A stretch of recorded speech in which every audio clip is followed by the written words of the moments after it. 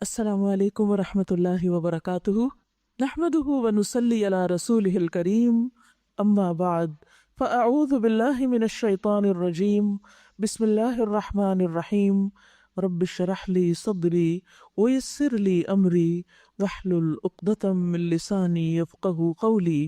چھٹا پارہ۔ شروع کرتی ہوں اللہ کے نام سے جو بے انتہا مہربان نہایت رحم فرمانے والا ہے۔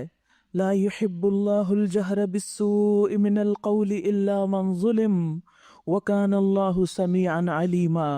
اللہ اس کو پسند نہیں کرتا کہ آدمی بدگوئی پر زبان کھولے، اپنی زبان پر بری بات لائے۔ اللہ کو یہ پسند نہیں، الا یہ کہ کسی پر ظلم کیا گیا ہو، اور اللہ سب کچھ سننے اور جاننے والا ہے۔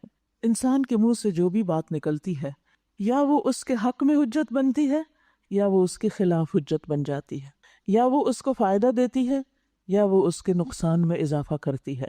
اس لیے انسان ہمیشہ سوچ سمجھ کر بولے، اور خاص طور پر غصے کی حالت میں، ناراضگی کے عالم میں، کسی سے کوئی شکایت ہو تو اس موقع پر، کیونکہ اللہ سبحانہ وتعالیٰ کو یہ بات پسند نہیں کہ کوئی شخص کسی کے اندر برائی دیکھے اور وہ اس کا چرچا شروع کر دے، کسی کی غیبت کرنے لگے، کسی کو گالی دے، یا کسی پر کوئی الزام تراشی کرے، یا کسی کو بد دعائیں دینے لگے۔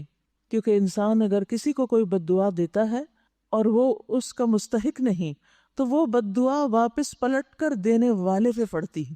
یعنی بعض لوگ بہت بے دریغ دوسروں کو بد دعائیں دینے لگتے ہیں، یہ سمجھتے ہوئے کہ ہم حق پر ہیں اور دوسرا ہی غلط ہے، لیکن یہ بھی تو احتمال ہے کہ آپ خود ہی غلط ہوں، تو وہ بد دعا جو آپ کسی کو دے رہے ہیں وہ آپ پر ہی نہ آ پڑے، اس کا وبال آپ ہی کو نہ بھگتنا پڑے۔ تو اس لیے بہت ضروری ہے کہ انسان بری بات کرتے ہوئے بارہا سوچے۔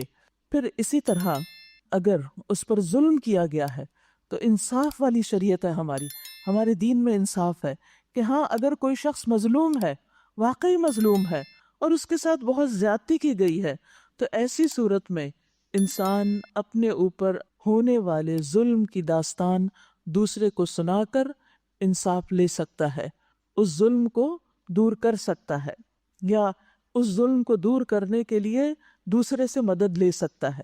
لیکن مظلوم کو بھی سوچ سمجھ کر بات کرنی چاہیے، کیونکہ بعض اوقات وہ اتنی بات نہیں کرتا جتنی بات ہوتی ہے، اس میں مبالغہ آرائی کر دیتا ہے، اور اس طرح وہ خود ظالم بن جاتا ہے، یا جھوٹ بولنے لگتا ہے، یا کسی پر بہتان لگا دیتا ہے۔ تو ایسی صورت میں انسان پھر خود نقصان اٹھاتا ہے اور اللہ سبحانہ وتعالیٰ کا ناپسندیدہ بن جاتا ہے۔ ہاں، اگر واقعی ظلم ہوا ہے اور اتنی ہی بات انسان کر رہا ہے جتنی اسے پیش آئی ہے، تو اس کی اجازت شریعت میں دی گئی ہے۔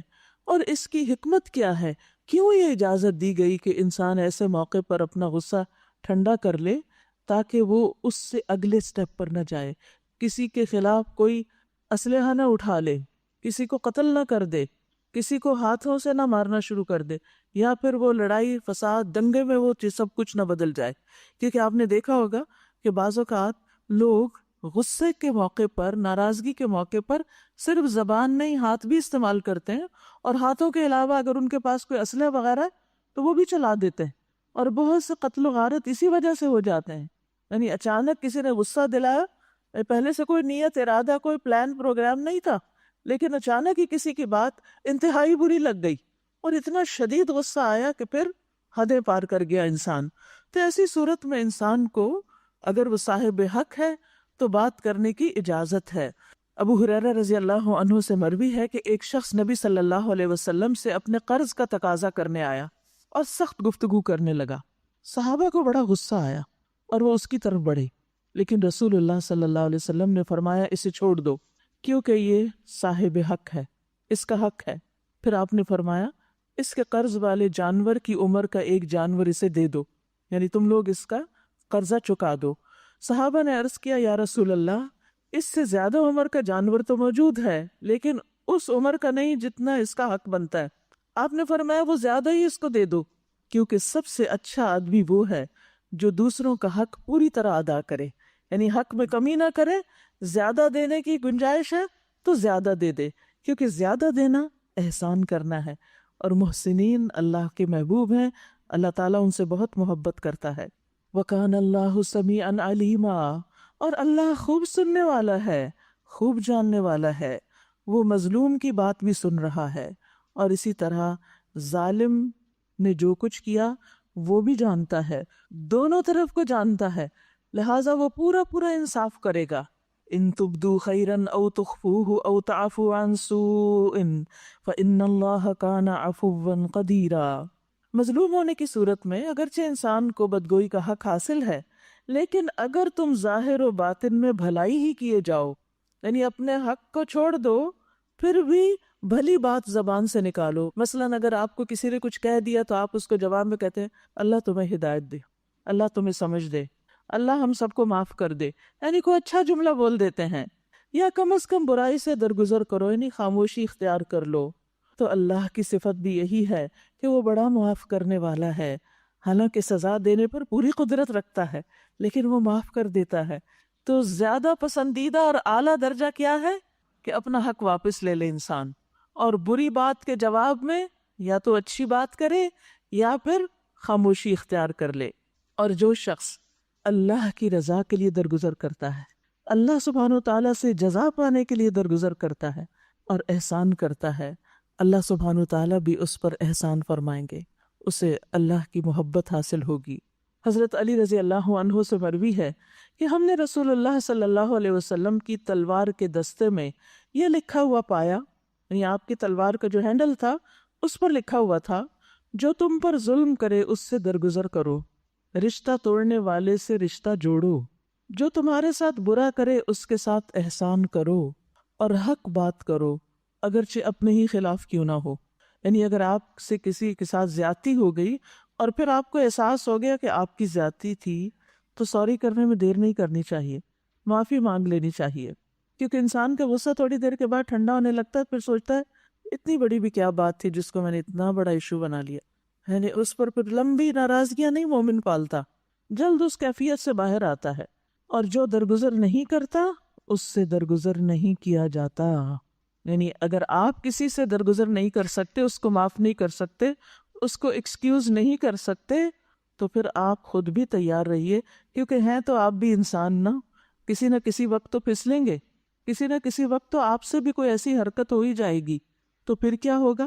عمر رضی اللہ عنہ کہتے ہیں کہ جو شخص رحم نہیں کرتا اس پر رحم نہیں کیا جاتا، جو معاف نہیں کرتا اسے معافی نہیں ملتی، جو درگزر نہیں کرتا اس سے بھی درگزر نہیں کیا جاتا، اور جو کسی سے توبہ یعنی سوری قبول نہیں کرتا اس کی بھی توبہ قبول نہیں کی جاتی، جو خود گناہ سے نہیں بچتا اسے بچایا بھی نہیں جاتا۔ تو ہر شخص کو گناہ سے خود بچنے کی کوشش کرنی چاہیے۔ اس کے بعد فرمایا ان الذین یکفرون باللہ ورسلہ ویریدون ان یفرقوا بین اللہ ورسلہ، جو لوگ اللہ اور اس کے رسولوں سے کفر کرتے ہیں اور چاہتے ہیں کہ اللہ اور اس کے رسولوں کے درمیان تفریق کریں، اور کہتے ہیں کہ ہم کسی کو مانیں گے کسی کو نہ مانیں گے، یعنی ہماری اپنی چوائس ہے، اور کفر اور ایمان کے بیچ میں ایک راہ نکالنے کا ارادہ رکھتے ہیں، اولئک ھم الکافرون حقا، یہ سب پکے کافر ہیں، وَأَعْتَدْنَا لِلْكَافِرِينَ عَذَابًا مُهِينًا، اور ایسے کافروں کے لیے ہم نے وہ سزا مہیا کر رکھی ہے جو انہیں ذلیل و خوار کر دینے والی ہوگی۔ اس سے یہ پتہ چلتا ہے کہ ہمیں جس چیز پر ایمان لانے کا حکم دیا گیا ہے اس پر ایمان لے آئیں۔ ہمیں کیا حکم ہے کہ سارے رسولوں کو مانیں، سارے پیغمبروں کو مانیں، سب پر ایمان لائیں، پھر اسی طرح ساری کتابوں پر ایمان لائیں، سارے فرشتوں پر ایمان لائیں۔ لیکن آپ نے دیکھا کہ اہل کتاب بعض پیغمبروں کو مانتے ہیں اور بعض کو نہیں، اور رسول اللہ صلی اللہ علیہ وسلم کا تو انکار ہی کرتے ہیں، پھر اسی طرح سب کتابوں کو بھی وہ نہیں مانتے، سب فرشتوں پر بھی ایمان نہیں، جبریل کے ساتھ تو ایسی ہی دشمنی ہے۔ اس سے انسان کے ایمان میں خلل واقع ہو جاتا ہے۔ اگر ہم یہ کہیں کہ میں سارے قرآن کو مانتی ہوں، بس اس ایک آیت کو ماننے کو میرا دل نہیں چاہتا، تو ایمان سے خارج ہو جائیں گے۔ ایمان ایک ہولسم چیز ہے، پورا پیکج ہے، جس چیز کو ماننے کو کہا گیا ہے ان سب چیزوں کو ماننا ہوگا، اس میں آپ کی چوائس نہیں، یہ اللہ کا حکم ہے جسے قبول کرنا ہوگا۔ اور سچے مومن کون ہیں؟ والذین آمنوا باللہ ورسلہ، وہ جو ایمان لائے اللہ پر اور اس کے رسولوں پر، ولم یفرقوا بین احد منہم، اور وہ ان میں سے کسی کے درمیان فرق نہیں کرتے، تفریق نہیں کرتے. جیسے پیچھے پڑھا ہم نے لا نفرق بین احد من رسلہ، ہم اس کے رسولوں میں سے کسی ایک کے درمیان بھی فرق نہیں رکھتے. جو رسول ہیں ان سب کو ہم رسول مانتے ہیں. اولئک سوف یؤتیہم اجورہم، ایسے لوگوں کو اللہ ان کے اجر ضرور دے گا. وَكَانَ اللَّهُ غَفُورًا رَحِيمًا، اور اللہ بڑا درگزر فرمانے والا اور رحم فرمانے والا ہے. یعنی ایمان کا بھی بہت بڑا وزن ہے.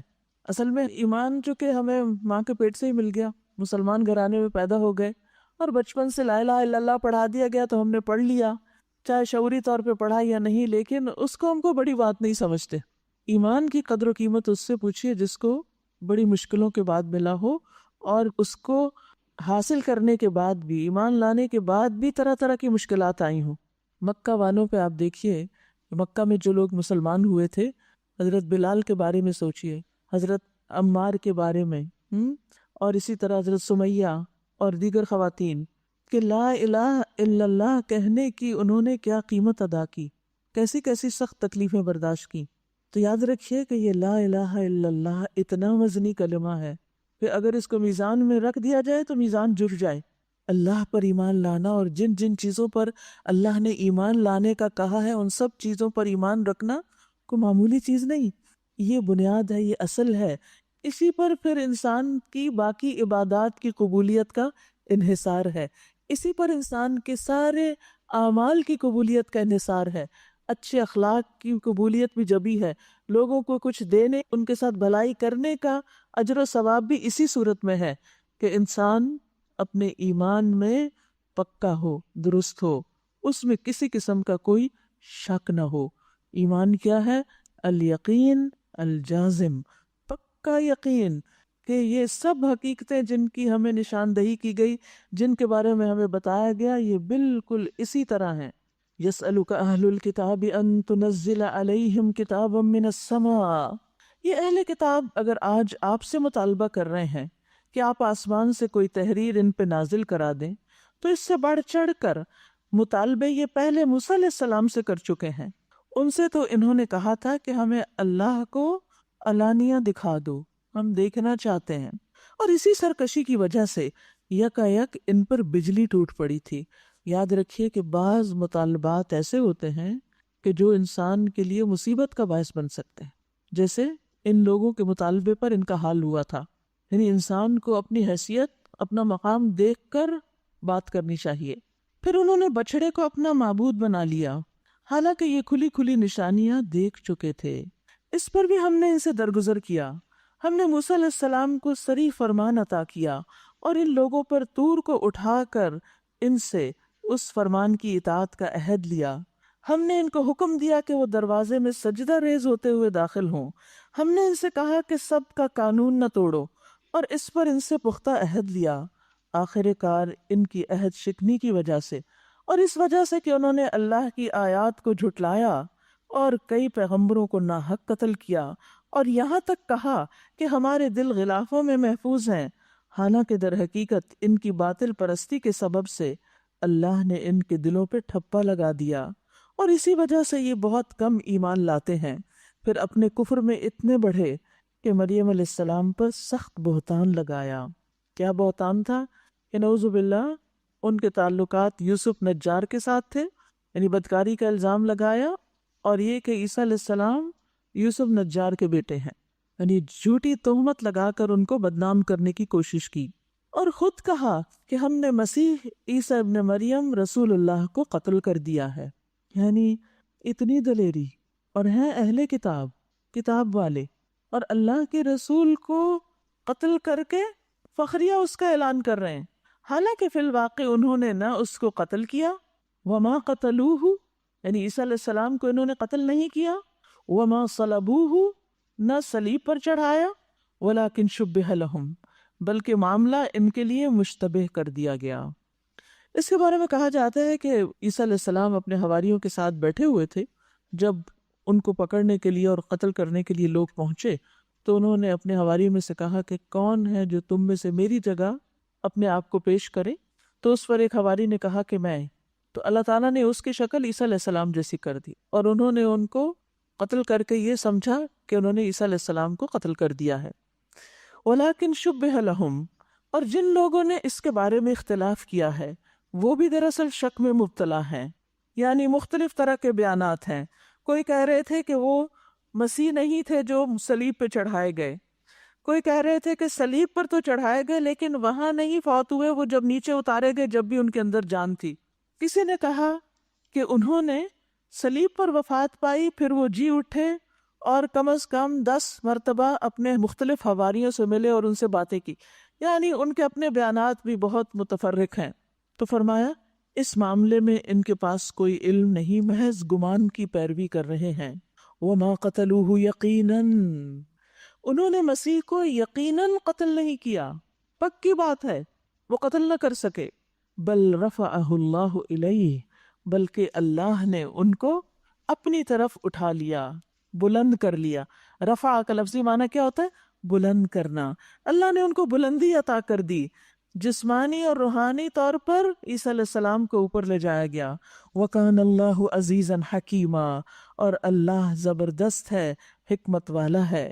یہ جو جملہ ہے نا، بل رفعہ اللہ الیہ، کہ اللہ نے ان کو اوپر لے لیا، بلند کر دیا، تو یاد رکھیے اللہ اپنے دوستوں کو عزت بخشتا ہے۔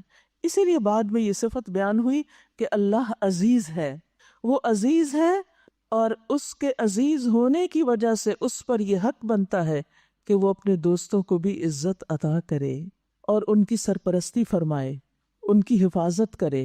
اور یاد رکھیے جس کا سرپرست اللہ ہو جائے، جس کی مدد اللہ کرے، جس کا ساتھ اللہ دے، پھر اس کو کوئی بھی نقصان نہیں دے سکتا۔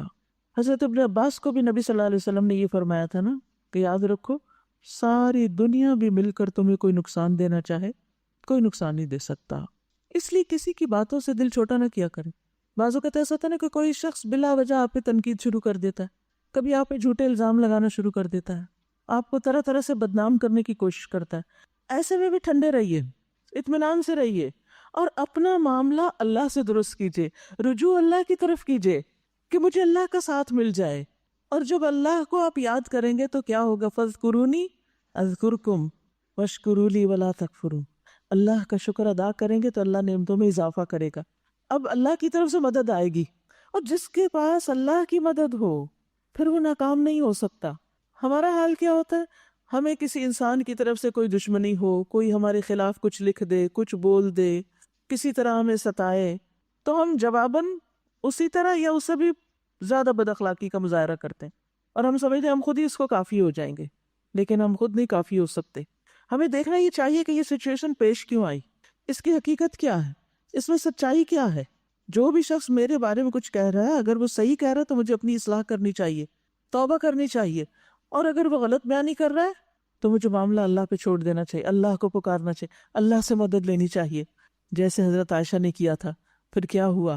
قرآن مجید میں ان کے حق میں وہ آیات اتری جو قیامت تک پڑھی جائیں گی، اللہ نے ان کا دفاع کیا۔ حضرت عائشہ کہتی کہ رسول اللہ صلی اللہ علیہ وسلم نے فرمایا 3 چیزیں ایسی ہیں جن پر میں قسم کھا سکتا ہوں۔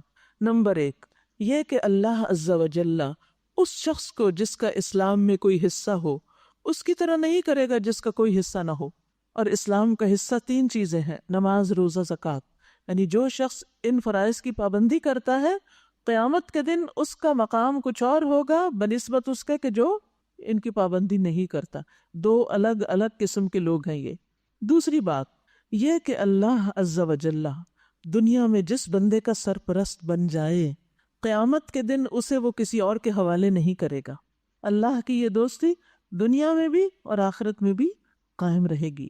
نمبر 3 یہ کہ جو شخص کسی قوم سے محبت رکھتا ہے اللہ تعالیٰ اسے انہی میں گن لیتا ہے، انہی کے ساتھ شامل کر دیتا ہے۔ اور آپ نے فرمایا ایک چوتھی بات بھی ہے جس پر اگر میں قسم اٹھا لوں تو مجھے امید ہے کہ میری قسم نہیں ٹوٹے گی، وہ یہ کہ اللہ عز و جل جس بندے کی دنیا میں پردہ پوشی کر دیتا ہے، اس کا عیب چھپا دیتا ہے، قیامت کے دن بھی اللہ اس کا عیب چھپا دے گا۔ اور اللہ کس کا عیب چھپاتا ہے پتہ ہے آپ کو؟ من ستر مسلما سترہ اللہ یوم القیامہ، جو کسی مسلمان کی پردہ پوشی کرے گا اللہ قیامت کے دن اس کے عیب ڈھانک دے گا۔ ہم سب سوچیں کیا واقعی ہم کسی کی غلطی، عیب، کوئی اس کے اندر کمی، کوتاہی، برائی دیکھ کر چپ رہتے ہیں یا 4 لوگوں کو بتا کے ہی دم لیتے ہیں؟ کون فرشتہ ہے ہم میں سے، کون یہ دعویٰ کرتا ہے کہ میرے اندر کوئی غلطی نہیں؟ جب ہمارے اندر غلطیاں ہیں تو اسی طرح انسان ہونے کے ناطے دوسروں کے اندر بھی کچھ نہ کچھ غلطی ہوتی ہے، اور اگر اللہ تعالیٰ ہمیں ان کا کوئی عیب دکھا دیتا ہے تو پھر ہمیں، اگر ان کی خیر خواہی مطلوب ہے تو ان کو ہی بتائیں کہ وہ اپنی اصلاح کر لیں۔ لیکن اس کا کیا مقصد ہے کہ آپ دائیں بائیں آگے پیچھے ہر ایک کو بتاتے پھریں اور اس کو پتہ ہی نہ ہو جس کی غلطی؟ کیا اس سے اصلاح ہو جائے گی؟ نہیں۔ بعض اوقات ہم اشاروں کے نایوں سے دوسروں کی عیبوں کی طرف توجہ دلاتے ہیں لوگوں کو، کبھی کبھی ہنستے ہیں، کبھی ان پہ بڑے معنی خیز انداز میں مسکراتے ہیں، کبھی منہ سے بول کر کسی کا عیب بیان کرتے ہیں اور کبھی اشاروں سے، کبھی آنکھ کے اشارے سے اور کبھی مسکرا کے اور کبھی بھویں چڑھا کے اور کبھی بڑے معنی خیز انداز میں سر ہلا کے۔ ان سب بھونڈی حرکتوں سے، ان سب بد اخلاقی والی حرکتوں سے باز آنا چاہیے۔ کوئی بھی چیز ناپسندیدہ ہو تو نگاہ پھیر لیں، زبان بند کر لیں، اور اگر آپ کو اس سے واقعی محبت ہے تو اس کو جا کے بتا دیں۔ یہ نہیں کہ اوروں کو بھی اکٹھا کر کے اس پہ ہنسنا شروع کر دیں۔ یاد رکھیے، کسی کی غیبت، مردہ بھائی کا گوشت کھانا ہے۔ تو مردے کا گوشت کھانا، ہاں، قیامت کے دن جب انسان اپنے اعمال میں غیبت دیکھے گا تو اس کو یوں نظر آئے گا کہ جیسے اس نے بہت سے مردوں کے اوپر دانت نوچے، بیک بائٹنگ، ان کی بیک کو بائٹ لگائے، یہ سب دکھایا جائے گا۔ ہماری سلامتی کس میں ہے، دنیا میں بھی اور آخرت میں بھی، کہ ہم کسی کی برائی کے پیچھے نہ پڑیں، لوگوں کو ان کے حال پہ چھوڑیں۔ لڑ رہے ہیں تو ان کی صلح کرا دیں، لیکن بلا وجہ کسی کے پیچھے نہ پڑ جائیں۔ جب تک ہم اس سے باز نہیں آئیں گے نا، تو ہم کسی کو نہیں، اپنے آپ کو ہی نقصان پہنچاتے رہیں گے۔ تو جو چاہتا ہے وہ سلامت رہے، وہ اپنے ہاتھ اور زبان سے دوسروں کو سلامت رکھے۔ اور اہل کتاب میں سے کوئی ایسا نہ ہوگا جو اس کی موت، یعنی عیسیٰ علیہ السلام کی، ان کی موت سے پہلے ان پر ایمان نہ لے آئے، اور قیامت کے روز وہ ان پر گواہی دیں گے۔ میں کل جب یہ آیات پڑھ رہی تھی تیاری کے لیے، تو میں جسٹ امیجن کر رہی تھی کہ کس طرح اللہ سبحانہ وتعالیٰ عیسیٰ علیہ السلام کو اٹھا کر اوپر لے گئے، اور پھر اب وہ آسمان پر ہیں، وہ سارا دن کیا کرتے ہوں گے، ان کا ایکسپیرینس کیا ہوگا۔ نبی صلی اللہ علیہ وسلم بھی براق پر گئے تھے نا آسمانوں پر، عیسیٰ علیہ السلام بھی گئے، وہ شاید ذکر کرتے رہتے ہیں، اللہ کی عبادت میں وہاں مشغول ہیں، کیونکہ پھر وہ دنیا میں آئیں گے، دمشق میں ایک مینارے پر اتریں گے، دجال کو قتل کریں گے، یاجوج ماجوج انہی کی دعا سے ہلاک ہوں گے، دنیا میں امن ہوگا، اسلام کا بول بالا ہوگا، ہر طرح کی خرابیاں ختم ہو جائیں گی، ہر طرف امن و امان ہوگا۔ تو عیسیٰ علیہ السلام اللہ کی نشانیوں میں سے ان کی پیدائش اور ان کا دنیا سے اٹھایا جانا، اور پھر ان کی وفات، دنیا میں واپس آ کر وہ عام انسان کی طرح پھر فوت ہوں گے، پھر دنیا میں دفن ہوں گے، یہ سب کچھ ایک نشانی ہے اللہ کی۔ اور یہ نشانی ہمیں بتاتی ہے کہ اللہ سبحانہ و تعالی ہر چیز پر قادر ہے، ہر چیز پر قادر ہے، سب کچھ کر سکتا ہے، اور وہ جو چاہے کرے، جس کو جتنا چاہے اعزاز بخشے۔ غرض ان یہودی بن جانے والوں کے اسی ظالمانہ رویے کی بنا پر، اور اس بنا پر کہ یہ بکثرت اللہ کے راستے سے روکتے ہیں اور سود لیتے ہیں جس سے انہیں منع کیا گیا تھا، اور لوگوں کے مال ناجائز طریقوں سے کھاتے ہیں، ہم نے بہت سی وہ پاکیزہ چیزیں ان پہ حرام کر دی جو پہلے ان کے لیے حلال تھیں، اور جو لوگ ان میں سے کافر ہیں ان کے لیے ہم نے دردناک عذاب تیار کر رکھا ہے۔ مگر ان میں جو لوگ پختہ علم رکھنے والے ہیں، جیسے عبداللہ بن سلام وغیرہ، وہ خود مانتے تھے کہ ہم میں سے بہت بڑے عالم ہیں اور عالم کے بیٹے ہیں، اور ایماندار ہیں، وہ سب اس تعلیم پر ایمان لاتے ہیں جو تمہاری طرف نازل کی گئی ہے اور جو تم سے پہلے نازل کی گئی تھی۔ اس طرح کے ایمان لانے والے اور نماز اور زکوٰۃ کی پابندی کرنے والے اور اللہ اور روز آخرت پر سچا عقیدہ رکھنے والے لوگوں کو ہم ضرور اجر عظیم عطا کریں گے۔ اے محمد صلی اللہ علیہ وسلم، ہم نے آپ کی طرف اسی طرح وحی بھیجی جس طرح نوح علیہ السلام اور اس کے بعد کے پیغمبروں کی طرف بھیجی تھی۔ ہم نے ابراہیم، اسماعیل، اسحاق، یعقوب اور اولاد یعقوب، عیسیٰ، ایوب، یونس، ہارون اور سلیمان علیہم السلام کی طرف وحی بھیجی۔ ہم نے داؤد علیہ السلام کو زبور دی۔ ہم نے ان رسولوں پر بھی وحی نازل کی جن کا ذکر ہم اس سے پہلے آپ سے کر چکے ہیں، اور ان رسولوں پر بھی جن کا ذکر آپ سے نہیں کیا گیا۔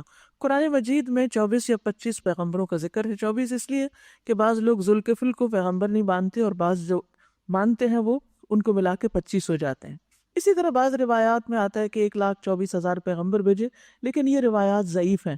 بہرحال اللہ سبحانہ وتعالیٰ فرماتے ہیں کہ کچھ پیغمبر ایسے ہیں جن کا ذکر ہم نے آپ کے سامنے کر دیا، اور کچھ ایسے ہیں جن کا ذکر بھی نہیں کیا لیکن وہ دنیا میں آئے، ان کی طرف بھی ہم نے وہی بھیجی تھی۔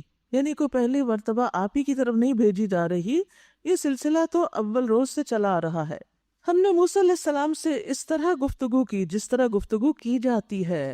وَكَلَّمَ اللَّهُ مُوسَىٰ تَكْلِيمًا، جیسے کوئی کلام کرتا ایسے ہی کلام کیا گیا۔ یہ سارے رسول خوشخبری دینے والے اور ڈرانے والے بنا کر بھیجے گئے تھے، تاکہ ان کو مبعوث کر دینے کے بعد لوگوں کے پاس اللہ کے مقابلے میں کوئی حجت نہ رہے، کوئی بہانہ نہ رہے کہ ہمیں تو ہدایت دینے والا کوئی آیا نہ تھا، اور اللہ بہرحال غالب رہنے والا اور حکیم اور دانا ہے۔ لوگ نہیں مانتے تو نہ مانیں، مگر اللہ گواہی دیتا ہے کہ جو کچھ اس نے تم پر نازل کیا ہے اپنے علم سے نازل کیا ہے۔ یعنی قرآن مجید جو ہے یہ دراصل اللہ کے علم سے نازل ہوا ہے، اور اس پر ملائکہ بھی گواہ ہیں، فرشتہ بھی گواہ ہیں۔ اگرچہ اللہ کا گواہ ہونا بالکل کافی ہے۔ جو لوگ اس کو ماننے سے خود انکار کرتے ہیں اور دوسروں کو اللہ کے راستے سے روکتے ہیں، وہ یقیناً گمراہی میں حق سے بہت دور نکل گئے ہیں۔ اس طرح جن لوگوں نے کفر اور بغاوت کا طریقہ اختیار کیا ہے اور ظلم و ستم پر اتر آئے ہیں، اللہ ان کو ہرگز معاف نہ کرے گا، اور انہیں کوئی راستہ سوائے جہنم کے راستے کے نہ دکھائے گا جس میں وہ ہمیشہ رہیں گے۔ اللہ کے لیے یہ کوئی مشکل کام نہیں۔ یا ایھا الناس، اے لوگو، یہ رسول تمہارے پاس تمہارے رب کی طرف سے حق لے کر آ گیا ہے۔ یعنی رسول اللہ صلی اللہ علیہ وسلم جو کچھ لائے ہیں وہ بالکل سچ ہے، حق ہے۔ ایمان لے آؤ، تمہارے ہی لیے بہتر ہے۔ اس سے پتہ چلتا ہے کہ یہ کتاب تمام انسانوں کے لیے ہے، اور تمام انسانوں کو رسول اللہ صلی اللہ علیہ وسلم اور آپ کی لائی ہوئی تعلیمات پر ایمان لانے کی دعوت دیتی ہے۔ اور اگر انکار کرتے ہو تو جان لو کہ آسمانوں اور زمین میں جو کچھ ہے سب اللہ کا ہے، اور اللہ علیم بھی ہے اور حکیم بھی ہے۔ مطلب یہ کہ تمہارا کفر اللہ کو کوئی نقصان نہ دے گا۔ اگر تم نہیں مانتے تو اللہ سبحانہ وتعالیٰ کو کچھ فرق نہیں پڑتا۔ یا اہل الکتاب، اے اہل کتاب، اہل کتاب کے لقب سے پکارا جا رہا ہے۔ جب کسی کو کسی خاص چیز کی طرف نسبت دے کے پکارا جاتا ہے تو اس کا مطلب کیا ہوتا ہے؟ اس چیز کی اہمیت محسوس کرانا کہ دیکھو تم کون ہو۔ آپ دیکھیے کہ نبی صلی اللہ علیہ وسلم بھی لوگوں کو بعض اوقات مختلف القاب سے پکارتے تھے، مختلف چیزوں کی طرف نسبت کر کے پکارتے تھے۔ حضرت عائشہ سے روایت ہے کہ رسول اللہ صلی اللہ علیہ وسلم نے فرمایا، اے امت محمد، یا امت محمد، دیکھو تم کون ہو، محمد صلی اللہ علیہ وسلم سے تمہاری نسبت ہے۔ یہ کہہ کے فرمایا اللہ سے بڑھ کر کوئی غیرت مند نہیں کہ وہ اپنے بندے یا بندی کو بدکاری میں مبتلا دیکھے۔ اللہ کو بالکل یہ پسند نہیں کہ کوئی مرد یا عورت زنا کرے۔ اے امت محمد، اگر تم وہ جان لو جو میں جانتا ہوں تو یقیناً تم بہت تھوڑا ہنسو اور زیادہ روتے ہی رہو۔ حضرت علی کہتے ہیں رسول اللہ صلی اللہ علیہ وسلم نے فرمایا، یا اہل القرآن، یا اہل القرآن، اے قرآن والو، وطر پڑھا کرو، اس لیے کہ اللہ وطر ہے اور وطر کو پسند کرتا ہے۔ پھر اسی طرح معاویہ بن ابی سفیان جو تھے وہ حج کے سال عاشورہ کے دن منبر پر تھے، انہوں نے کہا، یا اہل المدینہ، اے مدینہ والو، تمہارے علماء کدھر گئے ہیں؟ تو انسان کو کسی خاص چیز کے ساتھ نسبت دے کے جب پکارا جاتا ہے تو اس کا مطلب کیا ہوتا ہے کہ وہ چیز اس کی زندگی میں بڑی اہم ہے۔ آپ دیکھیے کہ لوگوں کو اپنے بچوں سے بڑی محبت ہوتی ہے، تو ان کے ہاں بچوں کی طرف نسبت کر کے بھی لوگ اپنے نام رکھتے تھے، جیسے ام عبداللہ۔ اسی طرح جن لوگوں کے اپنے بچے نہیں بھی ہوتے تھے وہ بھی کسی بھانجے کی طرف یا کسی اور کی طرف جو ان کو بہت عزیز ہوتا تھا اس کی طرف اپنی نسبت کر لیتے تھے، کنیت جسے کہتے ہیں۔ تو جب یہود و نصارہ کو اہل کتاب کہہ کے پکارا جاتا ہے تو اس کا مطلب یہ ہوتا ہے کہ تم تو کتاب پڑھنے پڑھانے والے لوگ ہو، تم اپنے اعمال کو دیکھو کر کیا رہے ہو۔ اس میں ہمارے لیے کیا سبق ہے کہ ہم امت محمد ہیں، ہم اہل القرآن ہیں، قرآن پڑھتے اور پڑھاتے ہیں۔ اے قرآن والو، دیکھو کہیں تم قرآن ہی کے خلاف تو نہیں عمل کر رہے، قرآن کے خلاف تو نہیں کام کر رہے۔ تمہارا فرض کیا بنتا تھا، تمہارے لیے حق کیا تھا، کہ تم اس کتاب کی لاج رکھتے. تو یہاں فرمایا گیا کہ اے اہل کتاب لا تغلو فی دینکم، اپنے دین میں غلو نہ کرو. غلو کیا ہوتا ہے؟ غلو کا مطلب ہوتا ہے کسی چیز کی تائید اور حمایت میں حد سے آگے بڑھ جانا. یہود کا جرم یہ تھا کہ وہ مسیح علیہ السلام کے انکار اور مخالفت میں حد سے بڑھ گئے، اور عیسائیوں نے کیا کیا کہ وہ مسیح علیہ السلام کی عقیدت اور محبت میں حد سے گزر گئے. کل انہوں نے پڑھا تھا نا کہ شیطان کسی چیز سے روکتا ہے یا پھر کسی چیز میں اعتدال نہیں رہنے دیتا اور حد سے بڑھاتا ہے. تو یہ غلو بھی انسان کے لیے بڑا نقصان دہ ہے. اعتدال کا راستہ بہترین راستہ ہے. اور فرمایا کہ دین میں بھی غلو نہ کرو. کہتے ہیں نا Axis of every thing is bad, کہ ہر چیز کی بہتات جو ہوتی ہے وہ اچھی نہیں ہوتی. دین کے معاملے میں بھی، عبادت کے معاملے میں بھی، کسی بھی خیر اور بھلائی کے معاملے میں، صدقہ خیرات کے معاملے میں، ہر چیز میں انسان کو اعتدال سے کام لینا چاہیے. وَلَا تَقُولُوا عَلَى اللَّهِ إِلَّا الْحَقِّ، اور اللہ کی طرف حق کے سوا کوئی بات منسوب نہ کرو. مسیح عیسیٰ ابن مریم اس کے سوا کچھ نہ تھے کہ اللہ کے ایک رسول تھے اور ایک فرمان کلمہ کن جو اللہ نے مریم کی طرف بھیجا، اور ایک روح تھی اللہ کی طرف سے. بس تم اللہ اور اس کے رسولوں پر ایمان لاؤ اور مت کہو کہ تین ہے. یہاں ٹرینٹی کو ڈینائی کیا جا رہا ہے کہ تین نہیں، اللہ بس ایک ہی ہے، الہ ایک ہی ہے.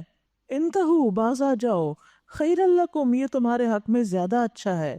انما اللہ الہ واحد، بے شک اللہ ایک ہی الہ ہے. سبحانہ، پاک ہے وہ، ان یکون لہ ولد، کہ اس کا کوئی بیٹا ہو. لہ ما فی السماوات و ما فی الارض، آسمان و زمین کی ساری چیزیں اس کی ملکیت ہے. وکفی باللہ وکیلا، اور ان کی کفالت کے لیے بس وہی کافی ہے. اللہ کو کسی بیٹے کی ضرورت نہیں ہوتی. بیٹا تو اس کو چاہیے ہوتا ہے جس کو خود دنیا سے جانا ہے اور اپنے مال کے لیے اور اپنی لیگیسی کو آگے بڑھانے کے لیے اس کو بیٹے کی ضرورت ہے.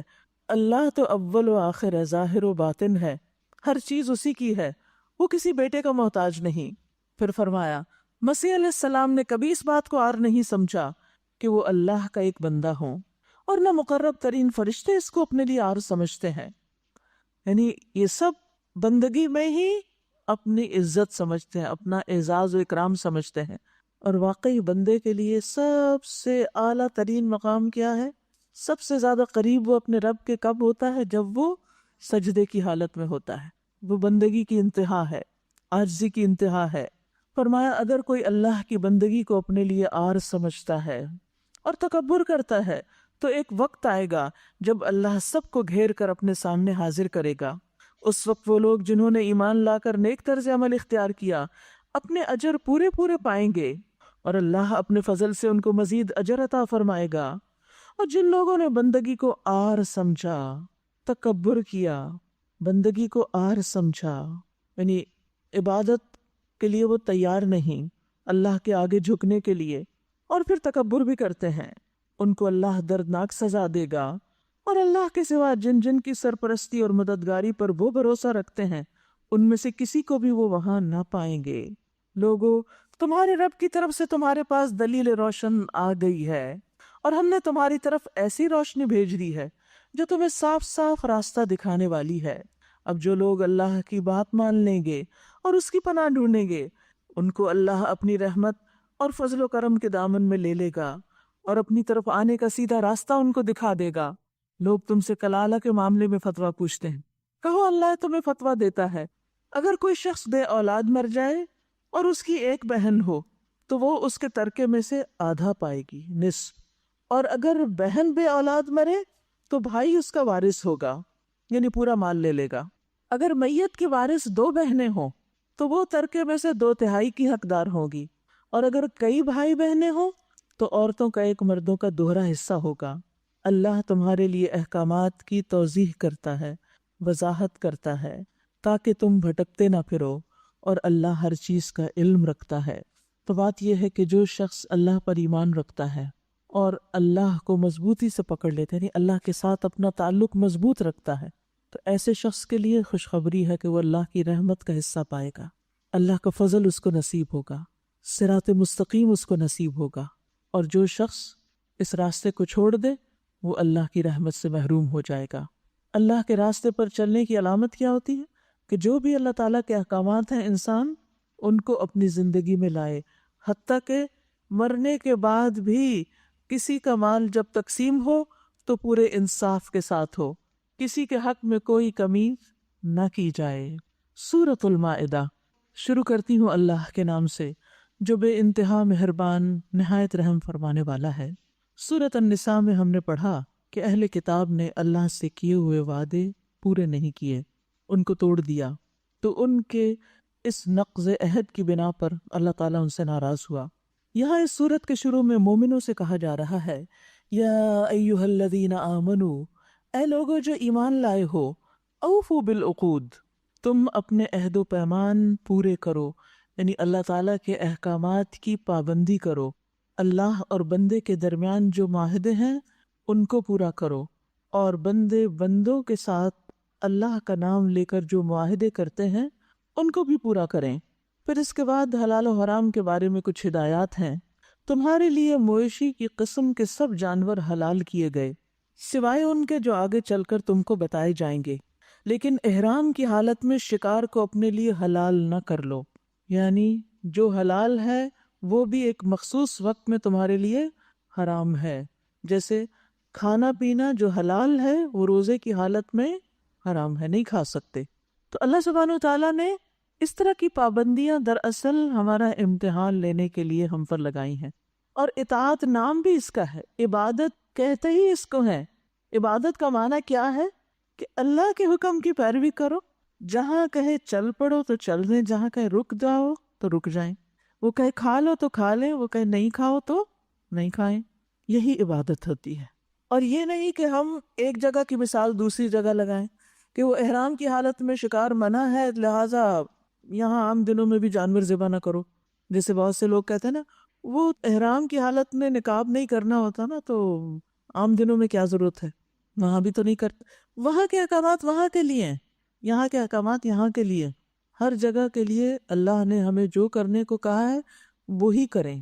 دین اللہ نے بھیجا ہے، ہماری چوائس پر نہیں کہ ہم اپنی مرضی سے فیصلہ کریں اور اپنی مرضی سے قیاس کرتے رہیں، اچھا وہ بات جو ایسے کہی ویسے کہ نہیں، ہر چیز کی ایک دلیل ہونی چاہیے اور اس دلیل کے مطابق خود کو اس کے تابع کرنا چاہیے، نہ کہ اپنی من گھڑت باتیں اور اپنی خواہشات پر مبنی دین میں تبدیلیاں کرتے رہیں۔ فرمایا بے شک اللہ جو چاہتا ہے حکم دیتا ہے، تو اصل چیز تو اللہ کا حکم ہے۔ اے لوگو جو ایمان لائے ہو، شعائر اللہ کو بے حرمت نہ کرو، نہ حرام مہینوں میں سے کسی کو حلال کر لو، نہ قربانی کے جانوروں پر دست درازی کرو، یعنی جو حرم کی طرف جا رہے ہوں، نہ ان جانوروں پر ہاتھ ڈالو جن کی گردنوں میں نظر کی علامت کے طور پر پٹے پڑے ہوئے ہوں، نہ ان لوگوں کو چھیڑو جو اپنے رب کے فضل اور اس کی خوشنودی کی تلاش میں مکان محترم یعنی کعبہ کی طرف جا رہے ہوں۔ ہاں جب احرام کی حالت ختم ہو جائے تو تم شکار کر سکتے ہو، پابندی ختم، اب آزاد ہو۔ اور دیکھو ایک گروہ نے جو تمہارے لیے مسجد حرام کا راستہ بند کر دیا ہے تو اس پر تمہارا غصہ تمہیں اتنا مشتعل نہ کر دے کہ تم بھی ان کے مقابلے میں ناروا زیادتیاں کرنے لگو۔ سبحان اللہ، یہ ہے ہمارا دین، کہیں بھی ایکسٹریمزم نہیں۔ دشمن اگر تم پر زیادتی کرتا ہے تو تمہیں زیادتی نہیں کرنی، انہوں نے تمہیں مکہ سے نکالا، لہٰذا اب یہ نہیں کہ تم جواباً ان کے ساتھ ظلم برتو، نہیں، نیکی اور تقوی میں ایک دوسرے سے تعاون کرو۔ اچھا کام کوئی بھی کر رہا ہو، دوست ہو یا دشمن، اس میں اس کا ساتھ دو۔ وَلَا تَعَاوَنُوا عَلَى الْإِثْمِ وَالْعُدْوَانِ، گناہ اور زیادتی کے کام میں ایک دوسرے کے ساتھ تعاون مت کرو۔ وَاتَّقُوا اللَّهَ، اور اللہ سے ڈرو۔ إِنَّ اللَّهَ شَدِيدُ الْعِقَابِ، بے شک اللہ سخت سزا دینے والا ہے۔ گناہ اگر کوئی آگ کا عزیز ترین بھی کر رہا ہو تو اس کو اپریشیٹ مت کرو، اور اگر کوئی کسی پر زیادتی کر رہا ہے، خواہ وہ آپ کے پیرنٹس ہی کیوں نہ ہو، ان کا ساتھ مت دو۔ پیچھے ہم پڑھ چکے ہیں کہ عدل سے کام لو، انصاف کی بات کرو، خواہ اس کی زد تمہاری اپنی جان پر یا تمہارے والدین پر یا اور قریبی لوگوں پہ پڑ رہی ہو، ہمیشہ انصاف کی بات کرنی چاہیے۔ وقتی طور پر اگر کوئی ناراض ہو بھی جائے تو جس وقت اس کا غصہ ٹھنڈا ہوگا اس کو سمجھ آ جائے گی کہ اس شخص نے بات تو مجھے صحیح کہی اور حق والی بات کہی، اور اگر وہ نہ سمجھے تو بھی معاملہ اللہ پہ چھوڑ دیں، کیونکہ امر بالمعروف اور نہی عن المنکر تو فرض ہے، وہ تو کرنا ہی ہے۔ ان اللہ شدید العقاب، بے شک اللہ سخت سزا دینے والا ہے۔ تو آپ یاد رکھیے کہ یہاں پر بر اور تقوی دو چیزوں کو ساتھ ساتھ رکھا، یعنی کہ نیکی اور تقوی، ان دو کے اوپر تعاون کرو دوسروں کے ساتھ، یعنی نیکی کا کام کوئی بھی کر رہا اس کے ساتھ مل جاؤ۔ ابو مسعود بدری کہتے ہیں کہ ایک شخص نبی صلی اللہ علیہ وسلم کے پاس سواری مانگنے کے لیے آیا اور کہا کہ میرے پاس سواری نہیں، تو آپ نے فرمایا کہ تم فلاں شخص کے پاس جاؤ۔ چنانچہ وہ وہاں گئے اور اس نے اسے سواری دے دی۔ تو رسول اللہ صلی اللہ علیہ وسلم نے فرمایا جس نے بھلائی کا رستہ دکھا دیا تو اسے اتنا ہی اجر ملتا ہے جتنا کہ اس کے کرنے والے کو ملتا ہے۔ یعنی اگر آپ خود نہیں کسی کو کوئی چیز دے سکتے لیکن آپ کو یہ معلوم ہے کہ کوئی اور دے سکتا ہے تو اس کی رہنمائی اس طرف کر دو تاکہ اس کا کام بن جائے۔ مَن یشفع شفاعۃ حسنۃ یکن لہ نصیب منہا، جو کسی کی اچھی سفارش کرے گا تو اس کو اس میں سے حصہ مل جائے گا، صرف سفارش کرنے سے۔ پھر فرمایا حرمت علیکم المیتۃ والدم ولحم الخنزیر وما اہل لغیر اللہ بہ، تم پر حرام کیا گیا مردار، خون، سور کا گوشت، وہ جانور جو اللہ کے سوا کسی اور کے نام پر ذبح کیا گیا ہو، یعنی جسے ذبح کرتے ہوئے اللہ کے علاوہ اس پر کسی اور کا نام پڑھا جا رہا ہو، چاہے وہ اللہ کے رسول ہی کیوں نہ ہو، چاہے وہ کوئی اور بزرگان دین میں سے کیوں نہ ہو۔ اور پھر جو گلا گھٹ کر یا چوٹ کھا کر یا بلندی سے گر کر یا ٹکر کھا کے مرا ہو وہ بھی حرام ہے، یا جسے کسی درندے نے پھاڑا ہو سوائے اس کے جسے تم نے زندہ پا کر ذبح کر لیا ہو، اور وہ جو کسی آستانے پر ذبح کیا گیا ہو، کسی کی قبر پر یا جہاں کوئی بت رکھا گیا ہو۔ نیز یہ بھی تمہارے لیے ناجائز ہے کہ 500 کے ذریعے سے اپنی قسمت معلوم کرو، یہ سب فسق ہے، نافرمانی کے کام ہے۔ اللہ سبحانہ وتعالیٰ نے واضح کر کے بتا دی کہ کیا کیا کرنا تمہارے لیے جائز نہیں۔ یاد رکھیے اللہ سبحانہ وتعالیٰ نے جو چیزیں ہم پر حرام کی ہیں وہ دراصل ہماری حفاظت کے لیے ہیں، ہمیں نقصان سے بچانے کے لیے ہیں۔ کبھی اللہ سبحانہ وتعالیٰ اس کی حکمت بیان کر دیتا ہے اور کبھی بیان نہیں بھی کرتا، لیکن ہمیں یہ یقین ہونا چاہیے کہ ہمارا رب ہمیں کسی چیز سے روک رہا ہے تو اس میں ہمارا فائدہ ہی ہے، کیونکہ وہ اپنے بندوں پر بے حد مہربان ہے۔ جو اتنا مہربان اور رحیم ہے وہ بھلا کیوں ہم پر زیادتی کرے گا اور ہمیں کیوں ایک اچھی چیز سے روک دے گا؟ وہ ایسا نہیں کر سکتا۔ آپ دیکھیے کہ جب ہمیں کسی انسان پر اعتماد ہوتا ہے، اپنے والدین پر ہوتا ہے یا اپنے کسی عزیز دوست پر ہوتا ہے یا استاد پر ہوتا ہے، تو ہم اس کے کہنے سے وہ کام کر لیتے ہیں جو وہ ہمیں کہتا ہے اور اس سے رک جاتے ہیں جس سے وہ روکتا ہے، کیونکہ یہ ٹرسٹ کی بات ہے۔ ڈاکٹر ہمیں جو دوا دیتا ہے تو ہم یہ تھوڑی دیکھتے ہیں کہ یہ ہمارے لیے واقعی فائدے کی ہے یا نہیں، کیونکہ ہم تو ڈاکٹر نہیں، ہم تو اس کے علم کی وجہ سے، اس کے تجربے کی وجہ سے اس پر اعتماد کرتے ہیں۔ تو اگر ہمارا اعتماد اللہ سبحانہ وتعالیٰ پر اتنا بھی ہو جائے جتنا ہم ایک ڈاکٹر پر کرتے ہیں، ایک ٹیچر پر یا اپنے پیرنٹس پر، تو ہم ان ساری چیزوں کو چھوڑ دیں جن سے اللہ نے منع کیا کہ ان کے پاس نہ پٹکو، ان کے قریب بھی نہ جائیں، ہمیں گناہوں سے کوئی دلچسپی نہ ہو۔ لیکن بات یہ ہے کہ پھر وہی بات، ایمان کمزور ہے، یقین کی کمی ہے، اعتماد کی کمی ہے، یا پھر اپنی خواہشات سے مغلوب ہیں۔ اليوم یئس الذین کفروا من دینکم فلا تخشوہم واخشونی، آج کافروں کو تمہارے دین کی طرف سے پوری مایوسی ہو چکی، یعنی انہیں پتہ چل گیا کہ تم ان کی پیروی کرنے والے نہیں، لہٰذا تم ان سے نہ ڈرو بلکہ مجھ سے ڈرو۔ آج سے مراد وہ وقت ہے جب یہ آیات نازل ہو رہی تھی۔ اليوم اکملت لکم دینکم واتممت علیکم نعمتی ورضیت لکم الاسلام دینا، آج میں نے تمہارے دین کو تمہارے لیے مکمل کر دیا اور اپنی نعمت تم پر تمام کر دی، اور تمہارے لیے اسلام کو تمہارے دین کی حیثیت سے قبول کر لیا۔ لہٰذا اس دین میں اب جو کچھ بھی ہے، حلال حرام کے بارے میں، جائز ناجائز کے بارے میں جو کچھ بتایا گیا ہے، اب اس کی پابندی کرو۔ البتہ جو شخص بھوک سے مجبور ہو کر ان میں سے کوئی چیز کھا لے بغیر اس کے کہ گناہ کی طرف اس کا میلان ہو، تو بے شک اللہ معاف کرنے والا اور رحم کرنے والا ہے۔ آپ نے دیکھا ہوگا ان بچوں کو جو کوڑے کے ڈھیر سے مختلف چیزیں چن چن کے کھا رہے ہوتے ہیں، بھوک سے بے چین ہو کر، جس کھانے کی طرف آپ دیکھنا بھی نہیں چاہتے، نہ وہ طیب ہوتا ہے اور بعض اوقات شاید اس میں سے کچھ چیزیں حلال بھی نہ ہوں، لیکن ان کے لیے بھوک مٹانے کے لیے اس کی رخصت ہے، لیکن جس کے پاس حلال ہے اس کے لیے نہیں۔ فإن اللہ غفور الرحیم، بے شک اللہ معاف کرنے والا اور رحم فرمانے والا ہے۔ اسے بندے کے حال کا پتہ ہے کہ کون کس مجبوری سے کس چیز کی پابندی نہیں کر پا رہا۔ لوگ پوچھتے ہیں کہ ان کے لیے کیا حلال کیا گیا ہے، کہیے تمہارے لیے ساری پاک چیزیں حلال کر دی گئیں، جسے پیچھے بھی ذکر ہوا تھا نا کل، کہ حرام لمیٹڈ ہے، بس گن کے بتا دیا یہ چیزیں نہیں کھانی، یہ کام نہیں کرنے، اور باقی سب تمہارے لیے حلال ہے، جائز ہے۔ تو حلال کا دائرہ وسیع ہے، حرام محدود ہے، لمیٹڈ ہے۔ اور جن شکاری جانوروں کو تم نے سدھایا ہو، جن کو اللہ کے دیے ہوئے علم کی بنا پر تم شکار کی تعلیم دیتے ہو، جیسے شکاری کتے وغیرہ، وہ جس جانور کو تمہارے لیے پکڑ رکھیں اس کو بھی تم کھا سکتے ہو، یعنی جب اللہ کا نام لے کر ان کو چھوڑو، البتہ اس پر اللہ کا نام لے لو۔ اس سے یہ پتہ چلتا ہے کہ کوئی بھی گوشت حلال اس وقت ہوتا ہے جب اس کا شکار اللہ کے نام سے کیا جائے یا ذبح اس کو اللہ کے نام سے کیا جائے، یعنی ذبح کرتے وقت اللہ کا نام لینا ضروری ہے۔ اور اللہ کا قانون توڑنے سے ڈرو، اللہ کو حساب لیتے کچھ دیر نہیں لگتی۔ آج تمہارے لیے ساری پاک چیزیں حلال کر دی گئیں، اہل کتاب کا کھانا تمہارے لیے حلال ہے اور تمہارا کھانا ان کے لیے، لیکن بنیادی شرط وہی ہوگی کہ اہل کتاب نے اگر اس پر اللہ کا نام لیا ہو، کسی اور کا نہیں۔ اور محفوظ عورتیں بھی تمہارے لیے حلال ہیں، خواہ وہ اہل ایمان میں سے ہو یا ان قوموں میں سے جن کو تم سے پہلے کتاب دی گئی۔ محفوظ عورتیں، پاک دامن عورتیں۔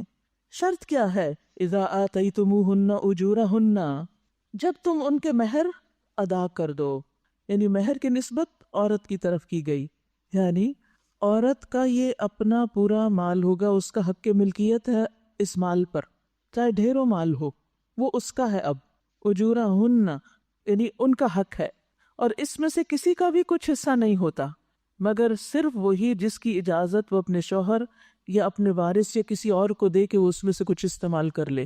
تو یاد رکھیے، مہر عورت کا حق ہے۔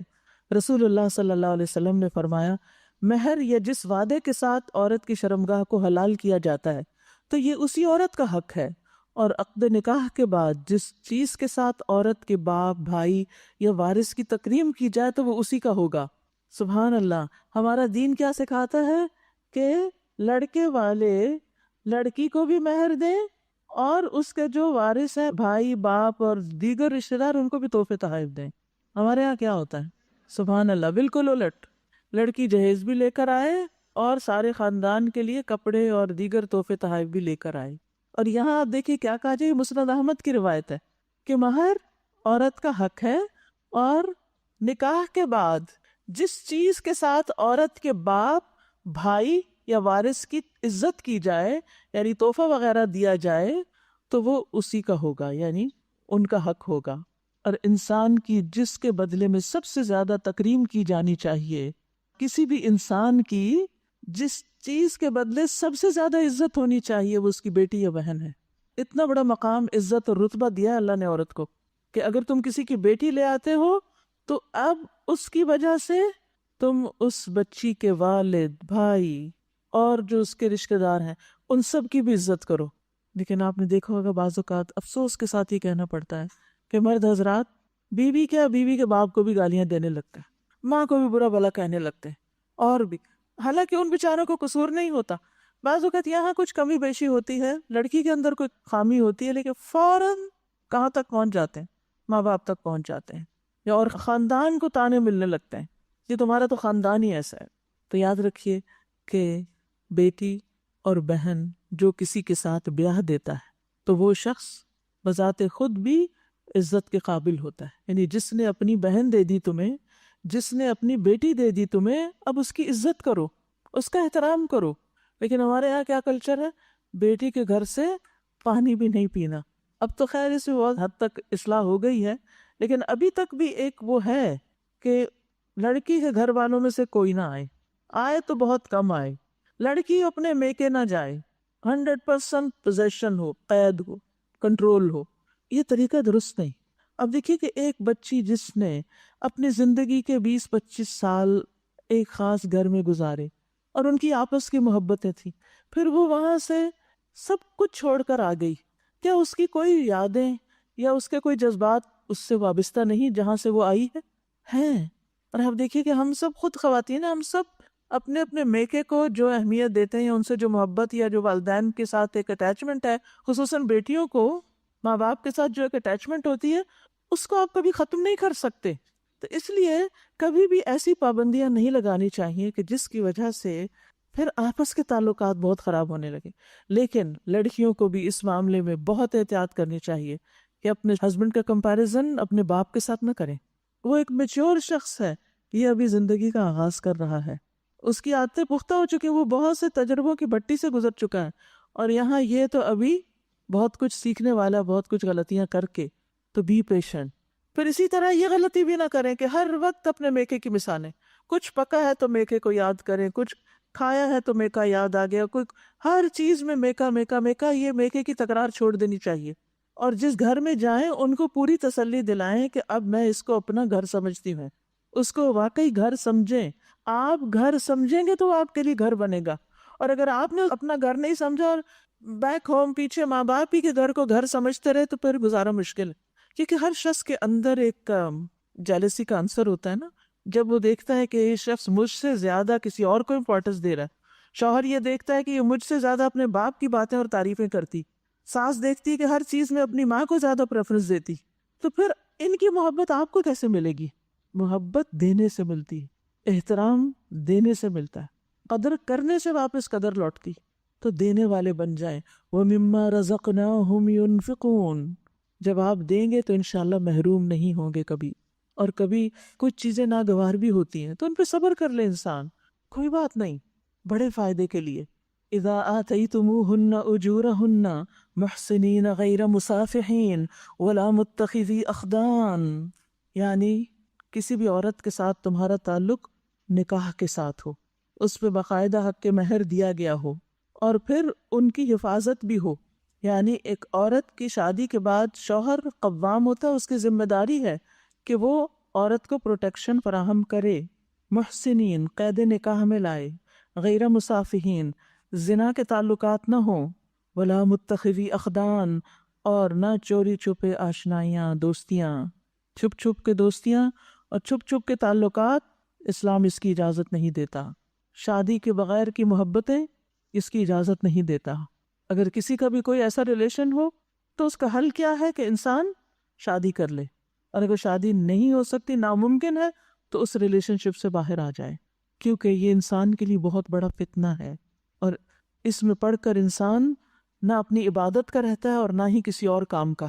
اول تو انسان اپنے آپ کو فتنے والی جگہوں سے بچائے، لیکن اگر کسی وجہ سے کسی فتنے میں پڑ گیا ہے تو اس سے باہر آئے اور اپنے دین ایمان کو محفوظ کرے. اور یہاں مردوں کو حکم دیا جا رہا ہے کہ وہ باقاعدہ نکاح کریں، نکاح کے بغیر تعلقات مت رکھیں. اور جو کسی نے ایمان کی روش پر چلنے سے انکار کیا، سبحان اللہ، یعنی یہ ایمان کی روش ہے کہ انسان نکاح کے ساتھ تعلق قائم کرے، اور نکاح کے بغیر کے تعلق یہ ایمان کے منافی ہیں. تو اگر کسی نے ایمان کی روش پہ چلنے سے انکار کیا، وَمَن يَكْفُرْ بِالْإِيمَانِ فَقَدْ حَبِطَ عَمَلُهُ، تو اس کا سارا عمل ضائع ہو جائے گا. وَهُوَ فِي الْآخِرَةِ مِنَ الْخَاسِرِينَ، اور وہ آخرت میں خسارہ پانے والوں میں شامل ہو جائے گا. اور یہاں چونکہ اہل کتاب عورتوں سے بھی شادی کی اجازت دی جا رہی ہے، تو وہاں بھی انسان ضرور دیکھے کہ کیا واقعی اس نکاح کے بعد میں اپنا ایمان محفوظ رکھ سکوں گا یا نہیں. کیونکہ اگر ایمان گیا تو سب کچھ گیا. پھر فرمایا یا ایھا الذین آمنوا، اے لوگو جو ایمان لائے ہو، اذا قمتم الی الصلاۃ فاغسلوا وجوہکم، جب تم نماز کے لیے اٹھو تو چاہیے کہ اپنے منہ اور ہاتھ کونیوں تک دھو لو، سروں پر ہاتھ پھیر لو یعنی مسح کر لو، اور پاؤں ٹخنوں تک دھو لیا کرو. اگر جنابت کی حالت میں ہو تو نہا کر پاک ہو جاؤ. نہیں شوہر بیوی کا تعلق قائم ہوا یا احتلام ہوا ہے یا پھر پیریڈ سے، تو پھر نہا کر پاک ہو. اگر بیمار ہو یا سفر کی حالت میں ہو، یا تم میں سے کوئی شخص رفع حاجت کر کے آئے، یا تم نے عورتوں کو ہاتھ لگایا ہو اور پانی نہ ملے، تو پاک مٹی سے کام لو، بس اس پر ہاتھ مار کر اپنے منہ اور ہاتھوں پر پھیر لیا کرو، جسے کل تیمم کا طریقہ بتایا گیا تھا. فَامْسَحُوا بِوُجُوهِكُمْ وَأَيْدِيكُمْ، اور ید کس کو کہتے ہیں؟ یہ ہتھیلی جس ہے نا، یہ ہتھیلی بس، اور وجہ چہرے کو، بس ان دو چیزوں کے اوپر ہاتھ مار کے، پھونک مار کے ہاتھ پہ، چہرے اور ہاتھ پہ پھیر لینا کافی ہے. اللہ تم پر زندگی کو تنگ نہیں کرنا چاہتا، یعنی ایسی مشقت میں نہیں ڈالا کہ جو وضو نہیں کر سکتا وہ بھی لازماً وضو کرے چاہے وہ اس کے بعد مشقت میں پڑ جائے، مشکل میں پڑے، مگر وہ چاہتا ہے کہ تمہیں پاک کرے اور اپنی نعمت تم پر تمام کر دے، شاید کہ تم شکر گزار بنو۔ تو سبحان اللہ، وضو ایک نعمت ہے، یعنی وضو کا کرنا، پاک ہونا، اور پھر اگر وضو نہیں تو تیمم سے پاک ہونا، یہ پاکیزگی ایک نعمت ہے۔ اور خاص طور پر وضو، کیونکہ یہ گناہوں سے پاک صاف کر دیتا ہے۔ جب انسان وضو کرتا ہے اور کلی کرتا ہے اور ناک میں پانی چڑھاتا ہے اور ناک جھاڑتا ہے تو اس کے منہ اور ناک، نتنوں سے سب گناہ جھڑ جاتے ہیں۔ منہ دھوتا ہے تو چہرے سے، حتیٰ کہ داڑھی کے کناروں کے ساتھ لگ کر پانی کے جو قطرے گرتے ہیں ان کے ساتھ بھی گناہ جھڑ رہے ہوتے ہیں۔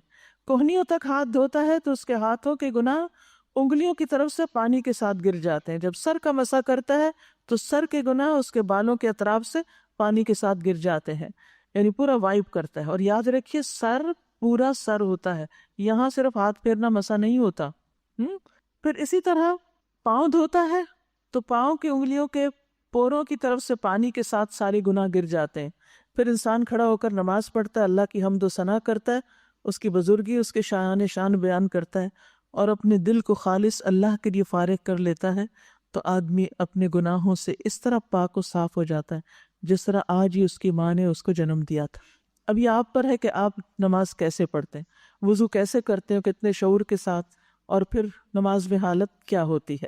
تو یہ اللہ سبحانہ وتعالیٰ کا بہت بڑا انعام ہے۔ اللہ اپنی نعمت تم پہ تمام کرنا چاہتا ہے۔ وضو کرنا مشکل لگتا ہے نا سارے انسان کو، لیکن جب انسان یہ سوچے کہ یہ تو اللہ کی نعمت ہے اور ایک طریقہ ہے میرے گناہوں سے مجھے پاک کرنے کا، تو آپ کا شوق بڑھ جائے گا۔ لعلکم تشکرون، شاید کہ تم شکر گزار بنو۔ اللہ نے تمہیں جو نعمت عطا کی ہے اس کا خیال رکھو، اور اس پختہ عہد و پیمان کو نہ بھولو جو اس نے تم سے لیا ہے، یعنی تمہارا یہ قول کہ ہم نے سنا اور اطاعت قبول کی۔ اللہ سے ڈرو، اللہ دلوں کے راز تک جانتا ہے۔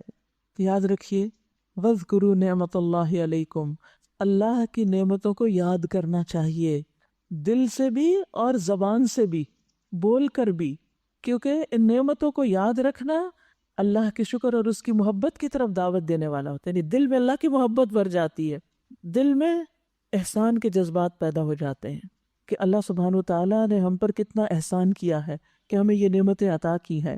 پھر اسی طرح انسان کے اندر سے خود پسندی بھی نکلتی ہے، انسان کا تزکیہ ہوتا ہے، یہ تو سراسر اللہ کا احسان ہے مجھ پر۔ تو نعمتوں کا شکر ادا کرتے رہیں، چھوٹی نعمت کا بھی، بڑی نعمت کا بھی۔ رسول اللہ صلی اللہ علیہ وسلم نے فرمایا، جو تھوڑے پر شکر نہیں کرتا وہ زیادہ پر بھی نہیں کرتا، کیونکہ شکر ادا کرنا ایک رویہ ہوتا ہے، ایک مزاج ہوتا ہے۔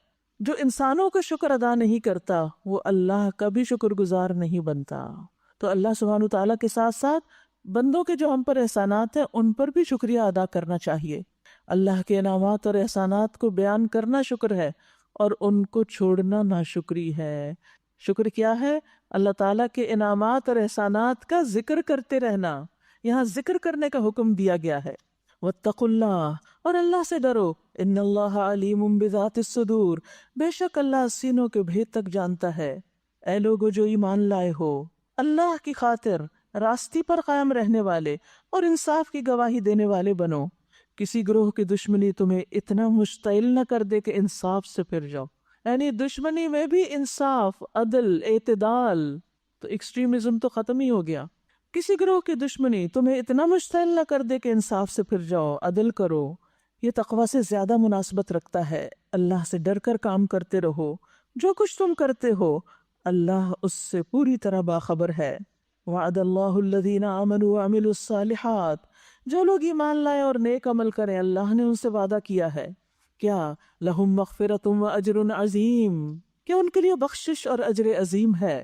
یعنی جب اللہ کی طرف سے انسان کو بخشش کا وعدہ مل جاتا ہے اور انسان کی کوششوں پر اجر کا وعدہ ہو جاتا ہے، تو پھر انسان کا دل کیا چاہتا ہے کہ سجدے میں پڑ جائے، اس پر شکر ادا کرے۔ رہے وہ لوگ جو کفر کریں اور اللہ کی آیات کو جھٹلائیں تو وہ دوزخ میں جانے والے ہیں۔ اے لوگو جو ایمان لائے ہو، اللہ کے اس احسان کو یاد کرو جو اس نے ابھی حال میں تم پر کیا، جب ایک گروہ نے تم پر دست درازی کا ارادہ کر لیا تھا مگر اللہ نے ان کے ہاتھ تم پر اٹھنے سے روک دیے۔ کہا جاتا ہے اشارہ ہے اس واقعے کی طرف جب نبی صلی اللہ علیہ وسلم ایک غزوہ کے بعد راستے میں کہیں رکے، سب صحابہ بھی مختلف جگہوں پہ پھیل گئے، آپ ایک درخت کے نیچے آرام کر رہے تھے، آپ نے اپنی تلوار درخت کے ساتھ لٹکا دی، اتنے میں ایک بدو آیا اور اس نے آپ پر تلوار سونت دی. تو اس نے کہا کہ آپ کو مجھ سے کون بچائے گا؟ تو آپ نے فرمایا اللہ. تو وہ ڈر گیا اور اس کے ہاتھ سے تلوار گر گئی اور پھر آپ نے وہ تلوار اٹھا لی. تو بہرحال ایک یہ موقع ہے، اور بھی کچھ مواقع ہیں جب اللہ سبحانہ تعالیٰ نے آپ کو پروٹیکٹ کیا، آپ کے ساتھیوں کو، مگر اللہ نے ان کے ہاتھ تم پر اٹھنے سے روک دیے. اللہ سے ڈر کر کام کرتے رہو. ایمان رکھنے والوں کو اللہ ہی پر بھروسہ کرنا چاہیے، اللہ پہ توکل کرنا چاہیے. سبحان اللہ. یعنی اللہ نے پہلے بھی تمہیں بچایا ہے اور آئندہ بھی بچائے گا. اللہ نے بنی اسرائیل سے پختہ عہد لیا تھا اور ان میں 12 نقیب مقرر کیے اور ان سے کہا تھا میں تمہارے ساتھ ہوں اگر تم نے نماز قائم رکھی اور زکوٰۃ دی. سبحان اللہ. اگر نماز اور زکوٰۃ کا اہتمام کرو گے تو میں تمہارے ساتھ ہوں. اس سے کیا پتہ چلتا ہے؟ اگر ہم چاہتے ہیں کہ ہمیں اللہ کی مدد نصیب ہو، ہماری مشکلات حل ہوں، تو پھر ہمارے اوپر بھی لازم ہے کہ ہم اللہ کے حقوق ادا کریں اور میرے رسولوں کو مانا اور ان کی مدد کی.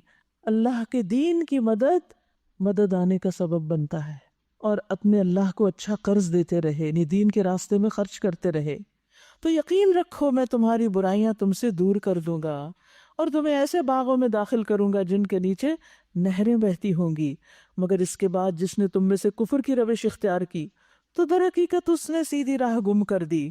پھر یہ ان کا اپنے عہد کو توڑ ڈالنا تھا جس کی وجہ سے ہم نے ان کو اپنی رحمت سے دور پھینک دیا اور ان کے دل سخت کر دیے. یعنی جب کوئی شخص اللہ سے وعدہ کر کے توڑ دیتا ہے تو پھر اللہ سبحانہ تعالیٰ اس سے ناراض ہوتا ہے. اور ناراضگی کی صورت کیا ہوتی ہے؟ کہ انسان کا دل بے حس ہونے لگتا ہے، دل سخت ہو جاتا ہے. لا حول ولا قوت الا. جب دل سخت ہوتا ہے تو انسان پر کوئی واز، نشانیاں، ڈراوا، بشارت، شوق دلانے والی کوئی بات کچھ بھی اثر نہیں کرتی. نہ آخرت کی سزا، نہ اللہ کا غضب و ناراضگی، کوئی چیز انسان کے اوپر پھر اثر انداز نہیں ہوتی. حقیقت یہ ہے کہ انسان کی اصلاح کا تعلق اس کے دل کے ساتھ ہے. جب دل بگڑتا ہے تو سارا جسم بگڑ جاتا ہے، اور جب دل کی اصلاح ہوتی ہے تو پورے جسم کی اصلاح ہو جاتی ہے. اور یاد رکھیے دل کا معاملہ بڑا ہی نازک ہے. دل ایک لمحے میں پلٹ جاتا ہے. جبیر بن نفیر کہتے ہیں میں حمص میں ابو درداء کے پاس ان کے گھر گیا. وہ اپنی مسجد میں کھڑے نماز پڑھ رہے تھے. جب وہ تشہد میں بیٹھے تو نفاق سے اللہ عز و جل کی پناہ مانگنے لگے. ہماری کل کی دعا بھی یہی تھی نا، اللہ تعالیٰ ہمیں نفاق سے بچائے. جب انہوں نے سلام پھیرا تو میں نے ان سے کہا اے ابو درداء اللہ آپ کو معاف فرمائے، آپ کا نفاق سے کیا تعلق؟ یعنی آپ تو اللہ کے رسول کے صحابی ہیں، آپ تو سچے مومن ہیں، آپ کا اور نفاق کا کیا جوڑ؟ انہوں نے 3 دفعہ کہا اللہم غفرن، اللہم غفرن، اللہم غفرن، اللہ معاف کر دینا، اللہ معاف کر دینا. اور فرمایا جو مصیبت سے بے خوف ہوتا ہے اس کو مصیبت سے تحفظ حاصل نہیں ہوتا. اللہ کی قسم ایک آدمی ایک ہی گھڑی میں فتنے میں ڈال دیا جاتا ہے اور وہ اپنے دین سے پھر جاتا ہے. یعنی دین سے پھرتے ہوئے دیر نہیں لگتی. اس لیے کبھی یہ نہ سوچو ہمارا کچھ نہیں بگڑے گا، ہمارا کچھ نقصان نہیں. تو یہود پر، اہل کتاب پر لعنت کس وجہ سے کی گئی؟ کیونکہ انہوں نے اللہ سے کیے ہوئے اپنے عہد توڑ دیے اور پھر اللہ نے ان کے دل سخت کر دیے. اس وجہ سے اب ان کا حال کیا ہے؟ یحرفون الکلم عن مواضعہ، اللہ کے کلام کو اس کے اصل جگہ سے پھیر دیتے ہیں، تبدیلی کر دیتے ہیں اس میں. وَنَسُوا حَظًّا مِّمَّا ذُكِّرُوا بِهِ، جو تعلیم انہیں دی گئی تھی اس کا بڑا حصہ بھول چکے ہیں. استغفر اللہ. جب دل سخت ہوتا ہے، اللہ ناراض ہوتا ہے تو انسان دین کے علم سے دور ہو جاتا ہے، اللہ کی نصیحت سے دور ہو جاتا ہے اور انسان اس کو بھولنے لگتا ہے. یعنی جب انسان اللہ کے دین کی پرواہ نہیں کرتا تو پھر وہ دین اس سے دور چلا جاتا ہے. ابن مسعود سے روایت ہے، انہوں نے کہا کبھی انسان علم کا ایک حصہ نافرمانی کی وجہ سے بھول جاتا ہے. اور پھر انہوں نے یہی آیت تلاوت کی. اور آئے دن تمہیں ان کی کسی نہ کسی خیانت کا پتہ چلتا رہتا ہے، ان میں سے بہت کم لوگ اس عیب سے بچے ہوئے ہیں. بس جب یہ اس حال کو پہنچ چکے ہیں تو جو شرارتیں بھی یہ کریں وہ ان سے عین متوقع ہیں، لہٰذا انہیں معاف کر دو اور ان کی حرکات سے چشم پوشی کرتے رہو. اللہ ان لوگوں کو پسند کرتا ہے جو احسان کی روش رکھتے ہیں. اللہ اکبر. آپ دیکھیے کن کو معاف کرنے کے لیے کہا جا رہا ہے، کن سے درگزر کرنے کے لیے؟ جن کے دل سخت ہیں، جن کو کوئی بات اثر نہیں کرتی، جو اللہ کے کلام میں بھی ٹیمپرنگ کرتے رہتے ہیں اور اس کو بھی پھیرتے ہیں، جو دین کی تعلیم کا ایک بڑا حصہ بھول چکے ہیں، سب کچھ پڑھ لکھ کے فراموش کر دیا انہوں نے. ان کی خیانتوں کا بھی پتہ چلتا ہے کہا ان کا درگزر کرو، اگنور کرو۔ کتنی خوبصورت تعلیم ہے ہمارے دین کی۔ ہمیں جب کسی کی خیانت کا پتہ چلے، یہ پتہ چلے کسی نے ہم سے جھوٹ بولا ہے یا کسی نے کوئی ایسی بات کی ہے، تو ہم کیا کرتے ہیں؟ یہی جو یہاں کہا گیا ہے فاعف عنہم واصفح، ہم تو پیچھے پڑ جاتے ہیں، ہم تو گواہیاں لانے لگتے ہیں، ہم کہتے ہیں بلاؤ اس کو، اس کی گواہی لاؤ، اس کی لاؤ، آمنے سامنے کرو، میرے سامنے کرو، اور پھر سارے حیا کے پردے شاک ہو جاتے ہیں۔ احترام، آپس کا جو ایک تعلق ہوتا ہے، ایک وہ خاص ہوتا ہے نا دو انسانوں کے درمیان یا دو فریقوں کے درمیان ایک مروت ہوتی، سب ختم ہو جاتا ہے۔ ہمیں پتہ بھی چل جائے کہ کوئی شخص ہمارے ساتھ سنسیئر نہیں تو بس محتاط رہیں، لیکن تانے دینے کی ضرورت نہیں، مجھے سب پتا ہے کہ تم بالکل سنسیئر نہیں میرے ساتھ۔ اس بات سے کیا ہوگا؟ وہ اگر نہیں تو اور پکا ہو جائے گا۔ تو لوگوں کی اصلاح کا یہ طریقہ نہیں۔ ان اللہ یحب المحسنین، اللہ ان لوگوں کو پسند کرتا ہے جو محسنین ہوتے ہیں۔ اسی طرح ہم نے ان لوگوں سے بھی پختہ عہد لیا جنہوں نے کہا تھا کہ ہم نصارہ ہیں۔ پچھلی سب باتیں تو یہود سے متعلق تھیں، اب نصارہ سے متعلق، مگر ان کو بھی جو سبق یاد کرایا گیا اس کا ایک بڑا حصہ انہوں نے فراموش کر دیا۔ آخرکار ہم نے ان کے درمیان قیامت تک کے لیے دشمنی اور آپس کے بغض و عناد کا بیج بو دیا۔ یاد رکھیے، دین پڑھنے پڑھانے والے یا دین کا کام کرنے والے، دین کی خدمت کرنے والے جب کتاب سے دور ہوتے ہیں، جب پڑھنا پڑھانا چھوڑ دیتے ہیں، جب اس اصل تعلیم کو بھول جاتے ہیں، تو آپس میں دشمنی اور عناد پیدا ہو جاتے ہیں، کیونکہ دلوں کو نرم کرنے والی، تزکیہ کرنے والی، صاف کرنے والی چیز تو کوئی رہی نہیں۔ تو پھر میل مٹی ہی جمے گی نا، اور پھر قدورتیں ہی پیدا ہوں گی نا، پھر آپس میں ایک دوسرے سے اختلافات ہی ہوں گے، محبتیں تو رخصت ہو جائیں گی۔ محبتیں تو ہیں اس کلام کی وجہ سے، آپس میں اس دین کی وجہ سے، اور ضرور ایک وقت آئے گا جب اللہ انہیں بتائے گا کہ وہ دنیا میں کیا بناتے رہے۔ اے اہل کتاب، ہمارا رسول تمہارے پاس آ گیا ہے، ہمارا رسول تمہارے پاس آ گیا ہے، جو کتاب الہی کی بہت سی ان باتوں کو تمہارے سامنے کھول رہا ہے جن پر تم پردہ ڈالا کرتے تھے، اور بہت سی باتوں سے درگزر بھی کر جاتا ہے۔ تمہارے پاس اللہ کی طرف سے روشنی آ گئی ہے اور ایسی کتاب جو حق واضح کر دینے والی ہے۔ اللہ اس کے ذریعے ان لوگوں کو جو اس کی رضا کے طالب ہیں سلامتی کے طریقے بتاتا ہے۔ سبحان اللہ، اس کتاب کے ذریعے اللہ کس کو راستے بتاتا ہے؟ جو اس کی رضامندی چاہتے ہیں، جو اللہ کو راضی کرنا چاہتا ہے۔ وہ پھر اس کتاب سے ہی جاننا چاہتا ہے کہ اللہ کن باتوں سے راضی ہوتا ہے، اور اپنے اذن سے ان کو اندھیروں سے نکال کر اجالے کی طرف لاتا ہے اور راہ راست کی طرف ان کی رہنمائی کرتا ہے۔ یاد رکھیے، جو اللہ کی رضا تک پہنچنے کی شدید خواہش رکھتا ہے اور کوشش کرتا ہے، تو اللہ سبحانہ وتعالیٰ اسے اس کتاب کے ذریعے ہدایت دے دیتا ہے، اور اگر اس کی نیت اچھی ہو، ارادہ پختہ ہو، تو سلامتی کے راستوں کی طرف لے جاتا ہے، اور بالآخر اس کو دارالسلام یعنی جنت تک پہنچا دیتا ہے۔ آپ یاد ہوگا کہ جنگ احد کے بعد جن لوگوں نے اللہ کے رسول کی پکار پر لبیک کہی اور زخموں سے چور ہونے کے باوجود آپ کے ساتھ چل پڑے، اور آپ ہمراہ الاسد تک ان کو ساتھ لے گئے اور وہاں سے وہ تجارت کر کے لوٹے، تو ان کے بارے میں اللہ تعالیٰ نے کیا فرمایا کہ وہ اللہ کی نعمت اور فضل کے ساتھ لوٹے، انہیں کوئی تکلیف نہیں پہنچی، اور انہوں نے اللہ کی رضا کی پیروی کی تھی۔ تو جو اللہ کی رضا کا متلاشی ہوتا ہے، اللہ سبحانہ وتعالیٰ اس کو اپنے فضل سے نوازتا ہے۔ حدیث میں آتا ہے، مسند احمد کی روایت ہے، انسان اللہ کی رضا حاصل کرتا ہے اور اس میں مسلسل لگا رہتا ہے، تو اللہ تعالیٰ جبریل سے فرماتا ہے، میرا فلاں بندہ میری رضا کی تلاش میں ہے، مجھے راضی کرنا چاہتا ہے، آگاہ رہو، اس پر میری رحمت ہے۔ اس پر جبریل کہتے ہیں کہ فلاں آدمی پر اللہ کی رحمت ہو۔ حاملین عرش بھی یہی کہتے ہیں، ان کے آس پاس کے فرشتے بھی یہی کہنے لگتے ہیں، حتیٰ کہ ساتوں آسمانوں والے بھی یہی کہنے لگتے ہیں۔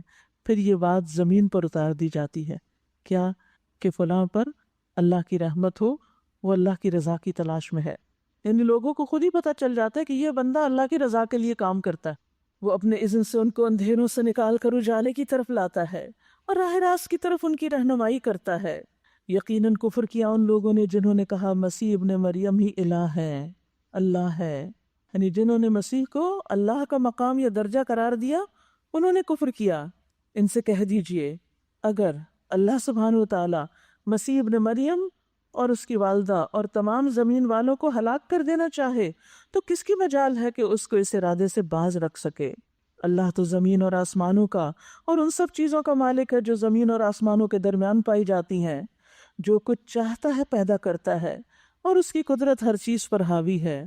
ہمیں تو آج تک نہیں پتا کہ اللہ نے زمین میں کیا کیا اگایا ہے اور کس کس قسم کے جانور پیدا کیے ہیں، اور آسمانوں میں کون کون سی مخلوق بستی ہے۔ خالق وہی ہے۔ یہود و نصارہ کہتے ہیں ہم اللہ کے بیٹے اور اس کے چہیتے ہیں۔ ان سے پوچھو پھر وہ تمہارے گناہوں پر تمہیں سزا کیوں دیتا ہے؟ در حقیقت تم بھی ویسے ہی انسان ہو جیسے اور انسان اللہ نے پیدا کیے۔ وہ جسے چاہتا ہے معاف کرتا ہے اور جسے چاہتا ہے سزا دیتا ہے۔ زمین اور آسمان اور ان کی ساری موجودات اس کی ملکیت میں ہیں اور اسی کی طرف سب کو جانا ہے۔ اے اہل کتاب، ہمارا یہ رسول ایسے وقت تمہارے پاس آیا ہے اور دین کی واضح تعلیم تمہیں دے رہا ہے، جبکہ رسولوں کی آمد کا سلسلہ ایک مدت سے بند تھا، تاکہ تم یہ نہ کہہ سکو کہ ہمارے پاس کوئی بشارت دینے والا اور ڈرانے والا نہیں آیا۔ سو دیکھو، اب وہ بشارت دینے والا اور ڈرانے والا آ گیا ہے اور اللہ ہر چیز پر قادر ہے۔ یاد کرو جب موسیٰ نے اپنی قوم سے کہا تھا کہ اے میری قوم کے لوگو، اللہ کی اس نعمت کا خیال کرو جو اس نے تمہیں عطا کی۔ اس نے تم میں نبی پیدا کیے، تمہیں فرما روا بنایا اور تمہیں وہ کچھ دیا جو دنیا میں کسی کو نہ دیا۔ اے میری قوم، اس مقدس سرزمین میں داخل ہو جاؤ جو اللہ نے تمہارے لیے لکھ دی، پیچھے نہ ہٹو ورنہ ناکام و نامراد پلٹو گے۔ انہوں نے جواب دیا، اے موسیٰ، وہاں تو بڑے زبردست لوگ رہتے ہیں، ہم وہاں ہرگز نہیں جائیں گے۔ اشارہ ہے فلسطین کی طرف، جب تک وہ وہاں سے نکل نہ جائیں۔ ہاں، اگر وہ نکل گئے تو ہم داخل ہونے کے لیے تیار ہیں۔ ان ڈرنے والوں میں 2 شخص ایسے بھی تھے جن کو اللہ نے اپنی نعمت سے نوازا تھا۔ انہوں نے کہا کہ ان جباروں کے مقابلے میں دروازے کے اندر گھس جاؤ، آگے بڑھو، جب تم اندر پہنچ جاؤ گے تو تم ہی غالب رہو گے۔ یاد رکھیے کہ جب تک انسان آگے نہیں بڑھتا وہ منزل تک کیسے پہنچ سکتا ہے اگر ڈر کے ہی بیٹھا رہے۔ اللہ پر بھروسہ رکھو اگر تم مومن ہو۔ لیکن انہوں نے پھر یہی کہا کہ اے موسیٰ، ہم تو وہاں کبھی نہ جائیں گے جب تک وہ وہاں موجود ہیں، بس تم اور تمہارا رب دونوں جاؤ اور لڑو، ہم یہاں بیٹھے ہیں۔ اس پر موسیٰ نے کہا، اے میرے رب، میرے اختیار میں کوئی نہیں مگر یا میری اپنی ذات یا میرا بھائی، بس تو ہمیں ان نافرمان لوگوں سے الگ کر دے۔ تنگ آ گئے آخر وہ بھی۔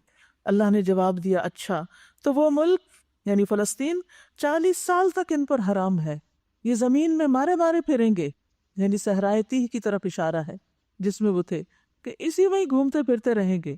ان نافرمانوں کی حالت پر ہرگز ترس نہ کھاؤ۔ اور پھر ہوا یہی کہ ان 40 سالوں میں یہ جو بڑوں کی ساری نسل تھی یہ ختم ہوئی، وہ بچے جو صحرا میں پیدا ہوئے اور وہیں ان مشقتوں میں پل بڑھ کے جوان ہوئے، یوشع بن نون کی قیادت میں پھر ان سب نے فلسطین کا رخ کیا اور اس کو فتح کر لیا۔ وَاتْلُ عَلَيْهِمْ نَبَأَ ابْنَيْ آدَمَ بِالْحَقِّ، اور ذرا انہیں آدم کے 2 بیٹوں کا قصہ بھی بے کم و کاس سنا دو۔ جب ان دونوں نے قربانی کی تو ان میں سے ایک کی قربانی قبول کر لی گئی اور دوسرے کی نہ کی گئی۔ اس نے کہا، میں تجھے مار ڈالوں گا۔ حسد ہو گیا نا کہ اس کی کیوں قبول ہو گئی، میری کیوں نہیں ہوئی؟ اپنی غلطی نہیں دیکھی کہ کیوں نہیں ہوئی، چاہیے تو یہ تھا کہ اپنی کبھی کوتاہی پہ وہ غور کرتا، لیکن دوسرے پہ الزام۔ اس نے جواب دیا، اللہ تو متقی لوگوں کی نظر قبول کرتا ہے، اگر تو مجھے قتل کرنے کے لیے ہاتھ اٹھائے گا تو میں تجھے قتل کرنے کے لیے ہاتھ نہ اٹھاؤں گا۔ میں اللہ رب العالمین سے ڈرتا ہوں۔ جس کی قربانی قبول ہوئی تھی حابیل، اس نے یہ کہا، میں چاہتا ہوں کہ میرا اور اپنا گناہ تو ہی سمیٹ لے اور دوزخی بن کر رہے۔ میں نے سمجھانے کی کوشش کی اس کو، ظالموں کے ظلم کا یہی ٹھیک بدلہ ہے۔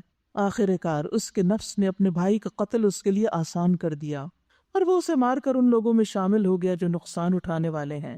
پھر اللہ نے ایک کوا بھیجا جو زمین کھودنے لگا تاکہ اسے بتائے کہ اپنے بھائی کی لاش کیسے چھپائے۔ یہ دیکھ کر وہ بولا، افسوس مجھ پر، میں اس کوے جیسا بھی نہ ہو سکا کہ اپنے بھائی کی لاش چھپانے کی تدبیر نکال لیتا۔ اس کے بعد وہ اپنے کیے پہ بہت پچھتایا، لیکن پھر وقت گزر چکا تھا۔ اسی وجہ سے بنی اسرائیل پر ہم نے یہ فرمان لکھ دیا کہ جس نے کسی انسان کو خون کے بدلے یا زمین میں فساد پھیلانے کے سوا کسی اور وجہ سے قتل کیا، اس نے گویا تمام انسانوں کو قتل کر دیا۔ ایک انسان کا قتل سارے انسانوں کے قتل کے برابر، ایک مومن کا قتل۔ اور یہاں اس آیت میں قتل کی سنگینی کو واضح کیا گیا ہے اور اس کی مذمت کی گئی ہے۔ حدیث میں آتا ہے، رسول اللہ صلی اللہ علیہ وسلم نے فرمایا، اگر تمام آسمانوں اور زمین والے کسی مومن کے قتل میں شریک ہوں تو اللہ ان سب کو جہنم میں دھکیل دے گا۔ یعنی اگر کیا نہ بھی ہو، ساتھ دینے پر بھی اتنی بڑی سزا ہے۔ رسول اللہ صلی اللہ علیہ وسلم نے فرمایا، جس نے مومن کو قتل کیا اور بلا وجہ ظلم سے قتل کیا تو اللہ اس کا کوئی عمل قبول نہ کرے گا، نہ نفل نہ فرض، اور ایسا شخص جو ہے وہ اللہ کے ہاں انتہائی مبغوض ہے۔ یاد رکھیے کہ یہ دنیا میں پہلا قتل ہوا تھا، اور اسی طرح جس نے کسی کی جان بچائی اس نے گویا تمام انسانوں کو زندگی بخش دی، مگر ان کا حال یہ ہے کہ ہمارے رسول پے در پے ان کے پاس کھلی کھلی ہدایات لے کر آئے، پھر بھی ان میں بکثرت لوگ زمین میں زیادتیاں کرنے والے ہیں۔ جو لوگ اللہ اور اس کے رسول سے لڑتے ہیں اور زمین میں اس لیے بھاگ دوڑ کرتے پھرتے ہیں کہ فساد برپا کریں، ان کی سزا یہ ہے کہ قتل کیے جائیں یا سولی پہ چڑھائے جائیں، یا ان کے ہاتھ اور پاؤں مخالف سمتوں سے کاٹ ڈالے جائیں، یا جلا وطن کر دیے جائیں۔ یہ ذلت اور رسوائی تو ان کے لیے دنیا میں ہے، اور آخرت میں ان کے لیے اس سے بڑی سزا ہے۔ یاد رکھیے، امن و امان کو خراب کرنا اور فساد پھیلانا یہ بہت بڑا جرم ہے۔ دنیا میں بھی اس کی سزا بہت سخت ہے، اور آخرت میں تو عذاب عظیم ہے۔ مگر جو لوگ توبہ کر لیں اس سے پہلے کہ تم ان پہ قابو پا جاؤ، تمہیں معلوم ہونا چاہیے کہ اللہ معاف کرنے والا اور رحم فرمانے والا ہے۔ اے لوگو جو ایمان لائے ہو، اللہ سے ڈرو اور اس کی جناب میں باریابی کا ذریعہ تلاش کرو، وسیلہ تلاش کرو۔ یہ وسیلہ کیا ہے؟ کوئی انسان نہیں، بلکہ ایمان، عمل صالح، اللہ کی اطاعت، نیک کام، وجاہدوا فی سبیلہ، اور اس کی راہ میں جد و جہد کرو، لعلکم تفلحون، تاکہ تمہیں کامیابی نصیب ہو۔ خوب جان لو کہ جن لوگوں نے کفر کا رویہ اختیار کیا، اگر ان کے قبضے میں زمین کی ساری دولت بھی ہو اور اتنی ہی اس کے ساتھ اور بھی، اور وہ چاہیں کہ اسے فدیے میں دے کر قیامت کے دن کے عذاب سے بچ جائیں، تب بھی وہ ان سے قبول نہ کی جائے گی اور انہیں دردناک سزا مل کر رہے گی۔ وہ چاہیں گے کہ دوزخ کی آگ سے نکل بھاگے، مگر وہ نکل نہ سکیں گے، اور انہیں قائم رہنے والا عذاب دیا جائے گا۔ والسارق والسارقۃ فاقطعوا ایدیہما، چور خواہ عورت ہو یا مرد، دونوں کے ہاتھ کاٹ دو، یہ ان کی کمائی کا بدلہ ہے، اور اللہ کی طرف سے عبرتناک سزا۔ اللہ کی قدرت سب پر غالب ہے، اور وہ دانا و بینا ہے۔ پھر جو ظلم کرنے کے بعد توبہ کر لے اور اپنی اصلاح کر لے تو اللہ کی نظر عنایت پھر اس پر مائل ہو جائے گی۔ اللہ بہت درگزر کرنے والا ہے اور رحم فرمانے والا ہے۔ کیا تم نہیں جانتے کہ اللہ زمین اور آسمانوں کی سلطنت کا مالک ہے؟ جسے چاہے سزا دے، جسے چاہے معاف کر دے، وہ ہر چیز کا اختیار رکھتا ہے۔ اے پیغمبر، آپ کے لیے باعث رنج نہ ہو وہ لوگ جو کفر کی راہ میں بہت دوڑ دھوپ کر رہے ہیں، خواہ وہ ان میں سے جو منہ سے کہتے ہیں ہم ایمان لائے مگر دل ان کے ایمان نہیں لائے، یعنی منافق، یا ان میں سے ہو جو یہودی بن گئے، جن کا حال یہ ہے کہ جھوٹ کے لیے کان لگاتے ہیں، اور دوسرے لوگوں کی خاطر جو تمہارے پاس کبھی نہیں آئے سن گن لیتے پھرتے ہیں، جاسوسی کرتے ہیں۔ کتاب اللہ کے الفاظ کو ان کی اصل جگہ متعین ہونے کے باوجود اصل معنی سے پھیر دیتے ہیں، اور لوگوں سے کہتے ہیں کہ اگر تمہیں یہ حکم دیا جائے تو مانو ورنہ نہ مانو۔ جسے اللہ ہی نے فتنے میں ڈالنے کا ارادہ کر لیا ہو، اس کو اللہ کی گرفت سے بچانے کے لیے تم کچھ نہیں کر سکتے۔ اللہ اکبر۔ یہ وہ لوگ ہیں جن کے دلوں کو اللہ نے پاک کرنا نہ چاہا، ان کے لیے دنیا میں رسوائی ہے اور آخرت میں سخت سزا۔ یاد رکھیے، جو شخص دین کا مذاق اڑاتا ہے یا دین میں منمانی تبدیلیاں پیدا کرتا ہے یا غلط باتیں دین سے منسوب کرتا ہے، ایسے شخص کا دل فتنے میں مبتلا ہوتا ہے، اور جس کے دل میں فتنہ ہو پھر اللہ اس دل کو پاک نہیں کرتا۔ دنیا میں بھی ایسے لوگوں کے لیے رسوائی اور آخرت میں عذاب عظیم ہے۔ اس لیے دین کے معاملے میں کوئی بھی رائے دینے سے پہلے انسان کو سوچنا سمجھنا چاہیے۔ آپ دیکھیے کہ ایسا ہوتا کیوں ہے، یہ جو دل فتنے میں پڑ جاتا ہے، یہ اصل میں خواہش کی پیروی کی وجہ سے ہوتا ہے۔ اللہ کا دین ایک طرف بلاتا ہے انسان کو، اور انسان کی خواہش دوسری طرف لے جاتی۔ ہم سب کے سامنے مختلف اوقات میں چوائسز ہوتی ہیں نا، ایک طرف اللہ کا حکم ہے، ایک طرف اپنے دل کی مرضی، دل کی خواہش۔ جب ہم جانتے بوجھتے اللہ کے حکم کو پیچھے کر دیتے ہیں اور دل کی خواہش پہ چلنے لگتے ہیں، اور ریپیٹڈلی ہدایت کے مواقع سامنے آتے ہیں اور ہم ان کو اگنور کرتے رہتے ہیں، تو پھر اللہ سبحانہ وتعالی انسان کے دل کو پاک نہیں کرتا۔ یاد رکھیے، جو شخص اللہ کی تقسیم پہ راضی ہو جاتا ہے، اللہ بھی اس سے راضی ہو جاتا ہے۔ کچھ چیزیں انسان کے لیے نہیں ہوتی، چاہے انسان کی کتنی بھی خواہش ہو۔ مثلاً کسی کو بیٹے کی بہت خواہش ہے اور اللہ نے اس کو بیٹا نہیں دیا، تو آپ دیکھیے کہ لوگ پھر کیا کرتے ہیں، وہ راستے اختیار کرتے ہیں جو اللہ کی نافرمانی کے ہیں۔ تو ایسے میں پھر کیا ہوتا ہے، انسان بعض اوقات حق سے بہت دور نکل جاتا ہے، دل بھی سخت ہو جاتا ہے، انسان اللہ سے ناراض ہو جاتا ہے، اپنی عبادات بھی بعض اوقات چھوڑ دیتا ہے۔ حاصل کیا؟ اللہ سے ناراض ہو کے جانا کہاں ہے ہے کوئی اور پناہ کی جگہ؟ کہیں بھی نہیں. تو لوٹنا ہمیں اللہ ہی کی طرف چاہیے. دل کو فتنے سے بچانے کے لیے اللہ کی تقسیم پہ راضی ہو جائیں. ہر معاملے میں کوشش کریں. اگر وہ چیز نہیں ملتی تو معاملہ اللہ کے سپرد کر دیں. نبی صلی اللہ علیہ وسلم نے فرمایا اللہ تبارک و تعالی نے اپنے بندے کو جو کچھ دے رکھا ہوتا ہے وہ اس میں اس کا امتحان لیتا ہے. سو جو شخص اللہ کی تقسیم پہ راضی ہو جائے اللہ اسے اس میں برکت اور وسعت دے دیتا ہے، اور جو راضی نہ ہو اس کو برکت نہیں ملتی. پھر فرمایا سماعون للکذب اکالون للسحت، یہ جھوٹ سننے والے اور حرام کے مال کھانے والے ہیں. یاد رکھیے کہ جھوٹ سے انسان کے اندر ایک ناپاکی کی کیفیت پیدا ہوتی ہے، انسان کے دل پر ایک بوجھ ہوتا ہے. جس طرح ناپاک غذا انسان کے جسم پر اثر انداز ہوتی ہے، اسی طرح غلط باتیں جو ہیں، جھوٹ جو ہوتا ہے وہ بھی انسان کی روح پر اثر انداز ہوتا ہے. اس لیے انسان کو جھوٹ سے ہر ممکن بچنے کی کوشش کرنی چاہیے اور اپنی زبان کی حفاظت کرتے رہنا چاہیے. یعنی زبان سے بھی حرام نہ بولا جائے اور زبان سے حرام لقمہ بھی نہ کھایا جائے. یہ دونوں چیزیں منہ کے راستے ہی اندر جاتی ہیں. لیکن یہ اہل کتاب کیا تھے؟ جھوٹ سننے والے، جھوٹ میں بڑی دلچسپی، جھوٹی باتیں اور حرام کے مال کھانے والے. اور پھر جھوٹ سننے میں جھوٹی گواہیاں سننا اور بھی جھوٹ کی جتنی قسمیں ہیں ان چیزوں کو سننے میں دلچسپی رکھنا. لہٰذا اگر یہ تمہارے پاس اپنے مقدمات لے کر آئیں تو تمہیں اختیار دیا جاتا ہے کہ چاہیں تو ان کا فیصلہ کریں، چاہیں تو انکار کر دیں. انکار کر دیں تو یہ تمہارا کچھ نہیں بگاڑ سکتے، اور فیصلہ کریں تو پھر ٹھیک ٹھیک انصاف کے ساتھ کیجیے کہ اللہ انصاف کرنے والوں کو پسند کرتا ہے. اور یہ تمہیں کیسے حکم بناتے ہیں جبکہ ان کے پاس تورات موجود ہے جس میں اللہ کا حکم لکھا ہوا ہے، اور پھر یہ اس سے منہ موڑ رہے ہیں. اصل بات یہ ہے کہ یہ لوگ ایمان ہی نہیں رکھتے، کیونکہ جو کتاب پر ایمان رکھتا ہے اس کے لیے پھر اس کتاب کا حکم ماننا کچھ مشکل نہیں ہوتا. ہم نے تورات نازل کی جس میں ہدایت اور روشنی تھی. سارے نبی جو مسلم تھے اسی کے مطابق ان یہودی بن جانے والوں کے معاملات کا فیصلہ کرتے تھے. اور اسی طرح ربانی اور احبار بھی. ربانی اور احبار بھی. ربانی کون ہوتے ہیں؟ رب والے، یعنی ایسا عالم جو اپنے علم پر عمل بھی کرتا اور اس کی تعلیم بھی دیتا ہو، کیونکہ انہیں اللہ کی کتاب کی حفاظت کا ذمہ دار بنایا گیا تھا اور وہ اس پر گواہ تھے. بس اے گروہ یہود، تم لوگوں سے نہ ڈرو بلکہ مجھ سے ڈرو، اللہ سے ڈرو، اور میری آیات کو ذرا ذرا سے معاوضے لے کر بیچنا چھوڑ دو. یعنی دین کے بدلے دنیاوی فائدے مت حاصل کرو. جو لوگ اللہ کے نازل کردہ قانون کے مطابق فیصلہ نہ کریں وہی کافر ہیں. تورات میں ہم نے یہودیوں پر یہ حکم لکھ دیا تھا کہ جان کے بدلے جان، آنکھ کے بدلے آنکھ، ناک کے بدلے ناک، کان کے بدلے کان، دانت کے بدلے دانت، اور تمام زخموں کے لیے برابر کا بدلہ. پھر جو قصاص کا صدقہ کر دے تو وہ اس کے لیے کفارہ ہے. اور جو لوگ اللہ کے نازل کردہ قانون کے مطابق فیصلہ نہ کریں وہی ظالم ہیں. پھر ہم نے ان پیغمبروں کے بعد مریم علیہ السلام کے بیٹے عیسیٰ کو بھیجا علیہ السلام.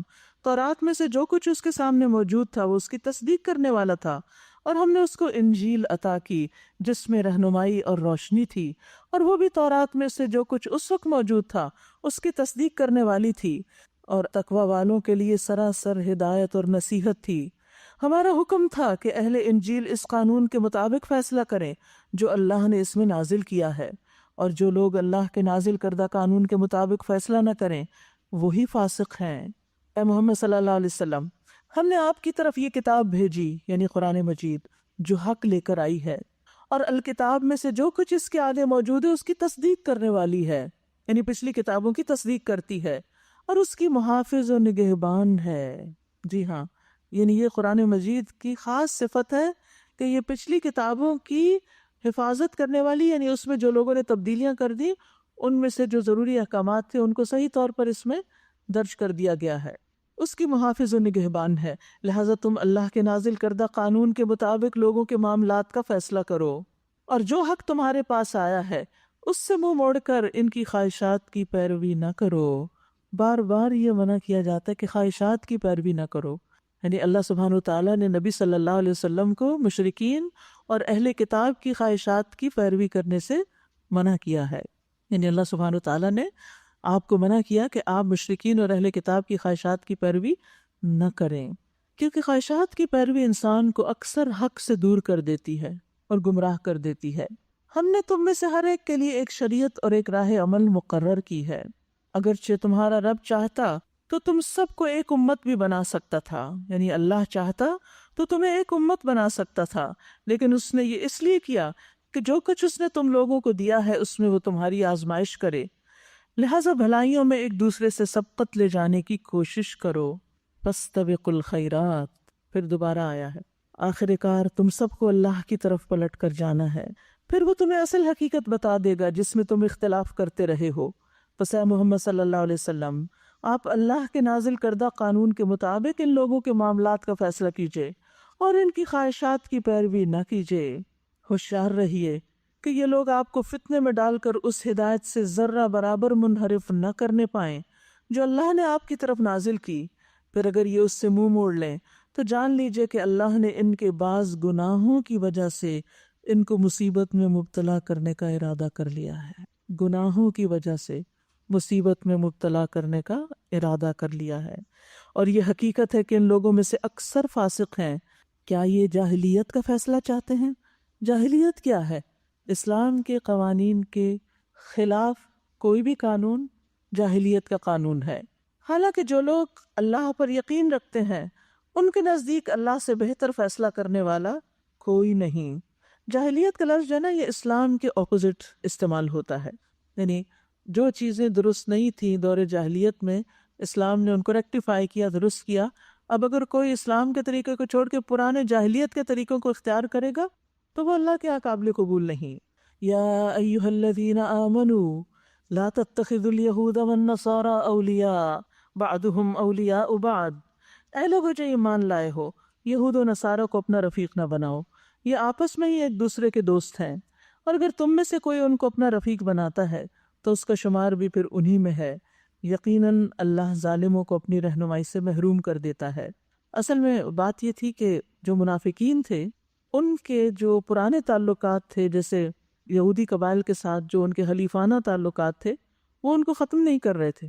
آپ کو یاد ہوگا کہ جب نبی صلی اللہ علیہ وسلم نے بنو قینقاع کے بارے میں فیصلہ کیا تو عبداللہ بن ابی نے ان کو پیغام بھیجا کہ محمد صلی اللہ علیہ وسلم اگر تمہیں یہ جگہ چھوڑنے کے لیے کہیں تو تم مت نکلنا، ہم تمہارا ساتھ دیں گے، اور وہ بظاہر مسلمان تھا۔ تو یہاں حکم دیا جا رہا ہے کہ محمد رسول اللہ صلی اللہ علیہ وسلم کو چھوڑ کر تم ان سے دوستی کرتے ہو، اگر تم میں سے کوئی ان کو اپنا رفیق بناتا ہے تو اس کا شمار بھی پھر انہی میں ہے۔ یقیناً اللہ ظالموں کو اپنی رہنمائی سے محروم کر دیتا ہے۔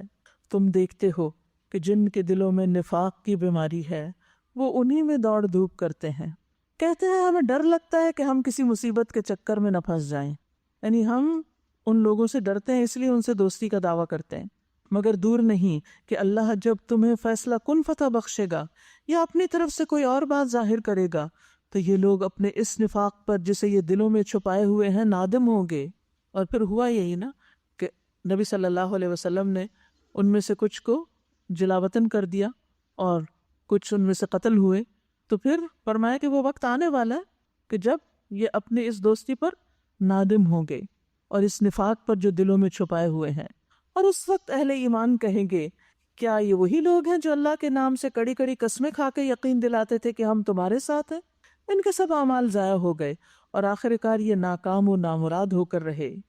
یا ایھا الذین آمنوا من یرتد منکم عن دینہ فسوف یأتی اللہ بقوم یحبهم ویحبونہ، اے لوگو جو ایمان لائے ہو، اگر تم میں سے کوئی اپنے دین سے پھرتا ہے، دین کو چھوڑ دینا چاہتا ہے تو پھر جائیں، اللہ اور بہت سے ایسے لوگ پیدا کر دے گا جو اللہ کو محبوب ہوں گے اور اللہ ان کو محبوب ہوگا، یعنی وہ اللہ سے محبت کرتے ہوں گے اور اللہ تعالیٰ ان سے محبت کرے گا، جو مومنوں پر نرم اور کفار پر سخت ہوں گے، جو اللہ کی راہ میں جد و جہد کریں گے اور کسی ملامت کرنے والے کی ملامت سے نہ ڈریں گے۔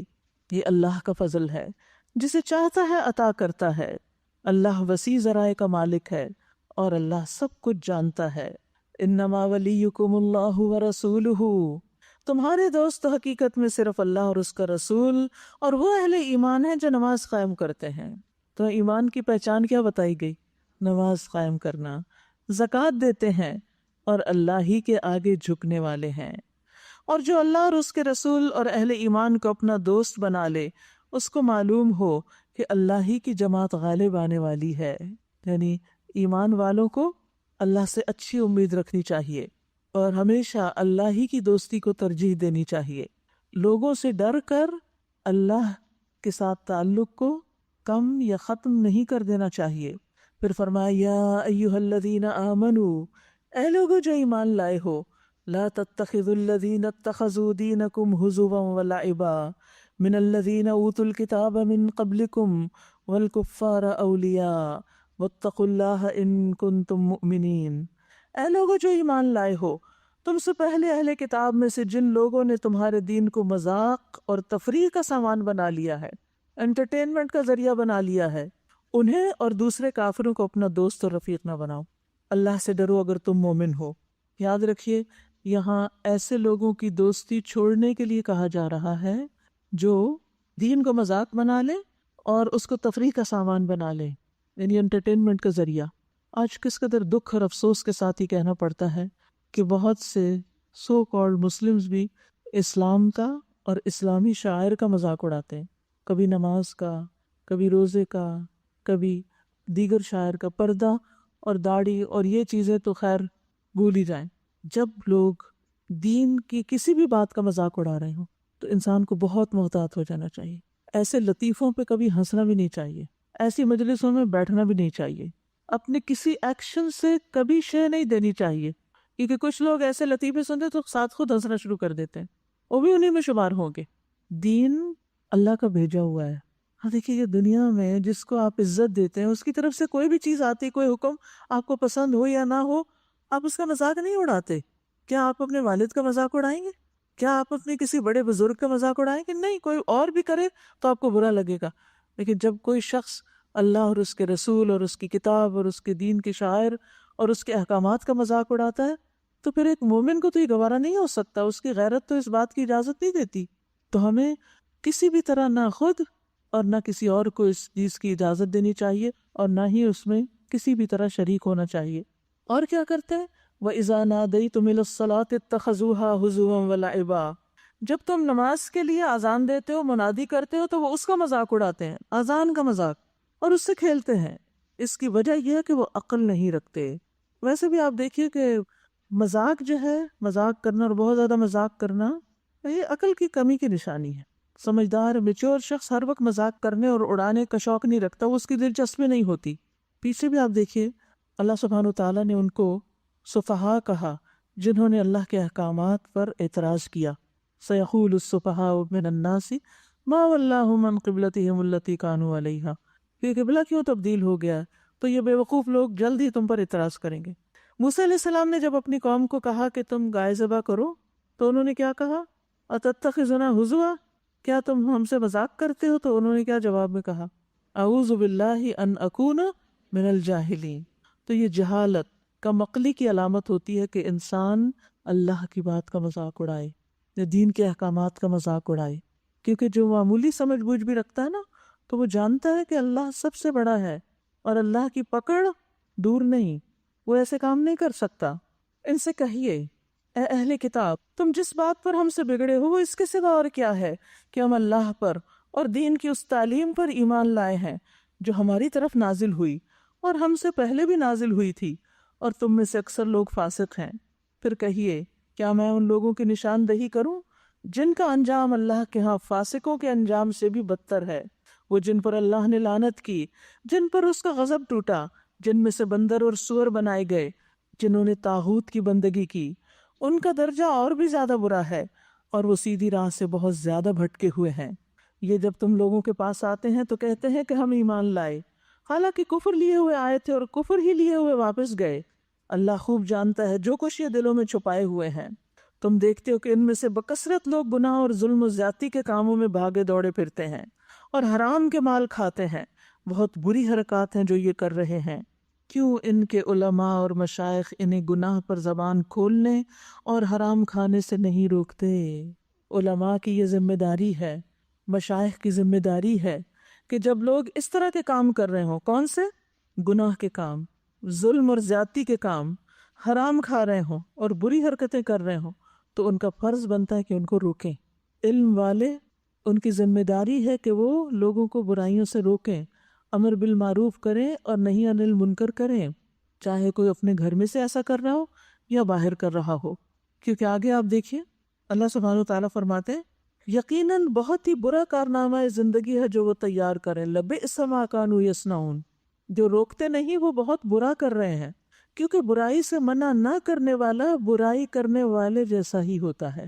یعنی اگر کوئی شخص کسی کو برا کرتا دیکھتا ہے اور اس کو منع ہی نہیں کرتا، روکتا ہی نہیں، تو اس کا مطلب ہے کہ وہ اس کے ساتھ اگری کر رہا ہے، ورنہ تو وہ اس کو روکتا۔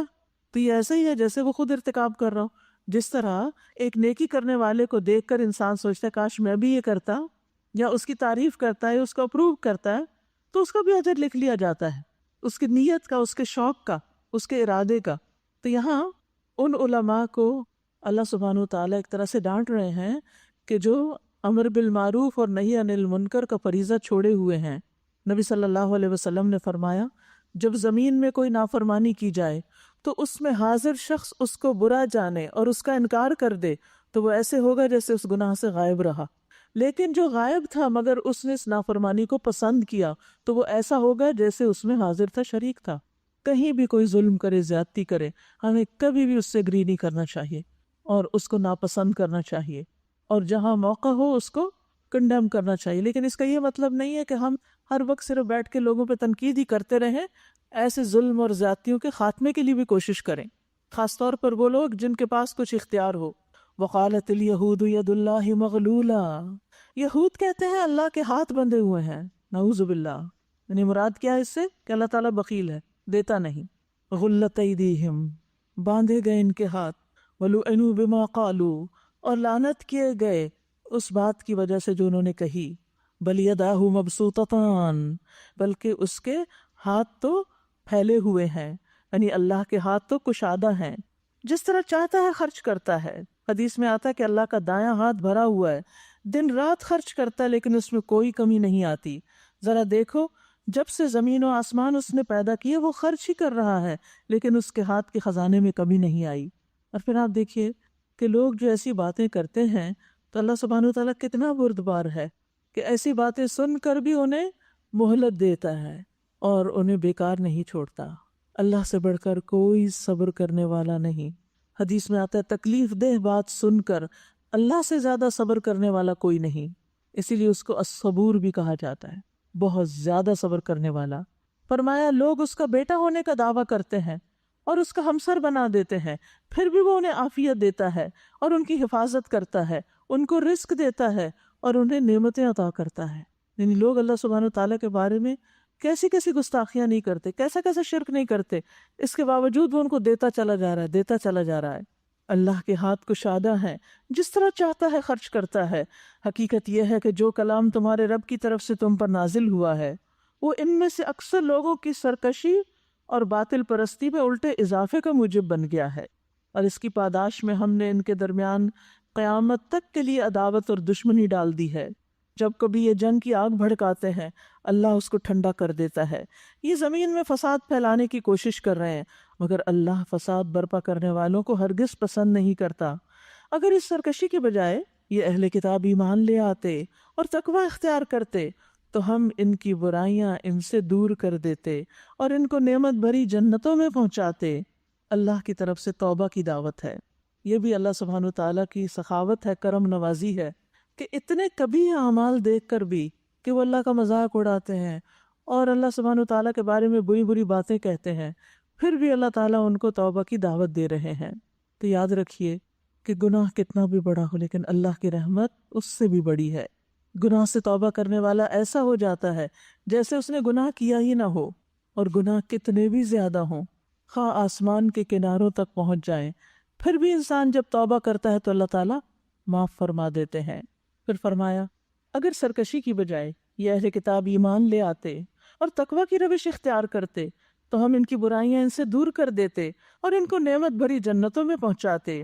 کاش انہوں نے تورات اور انجیل اور ان دوسری کتابوں کو قائم کیا ہوتا، یعنی ان پر عمل کیا ہوتا، وہ کتابیں جو ان کے رب کی طرف سے ان کے پاس بھیجی گئی تھیں۔ ایسا کرتے تو ان کے لیے اوپر سے رزق برستا اور نیچے سے ابلتا۔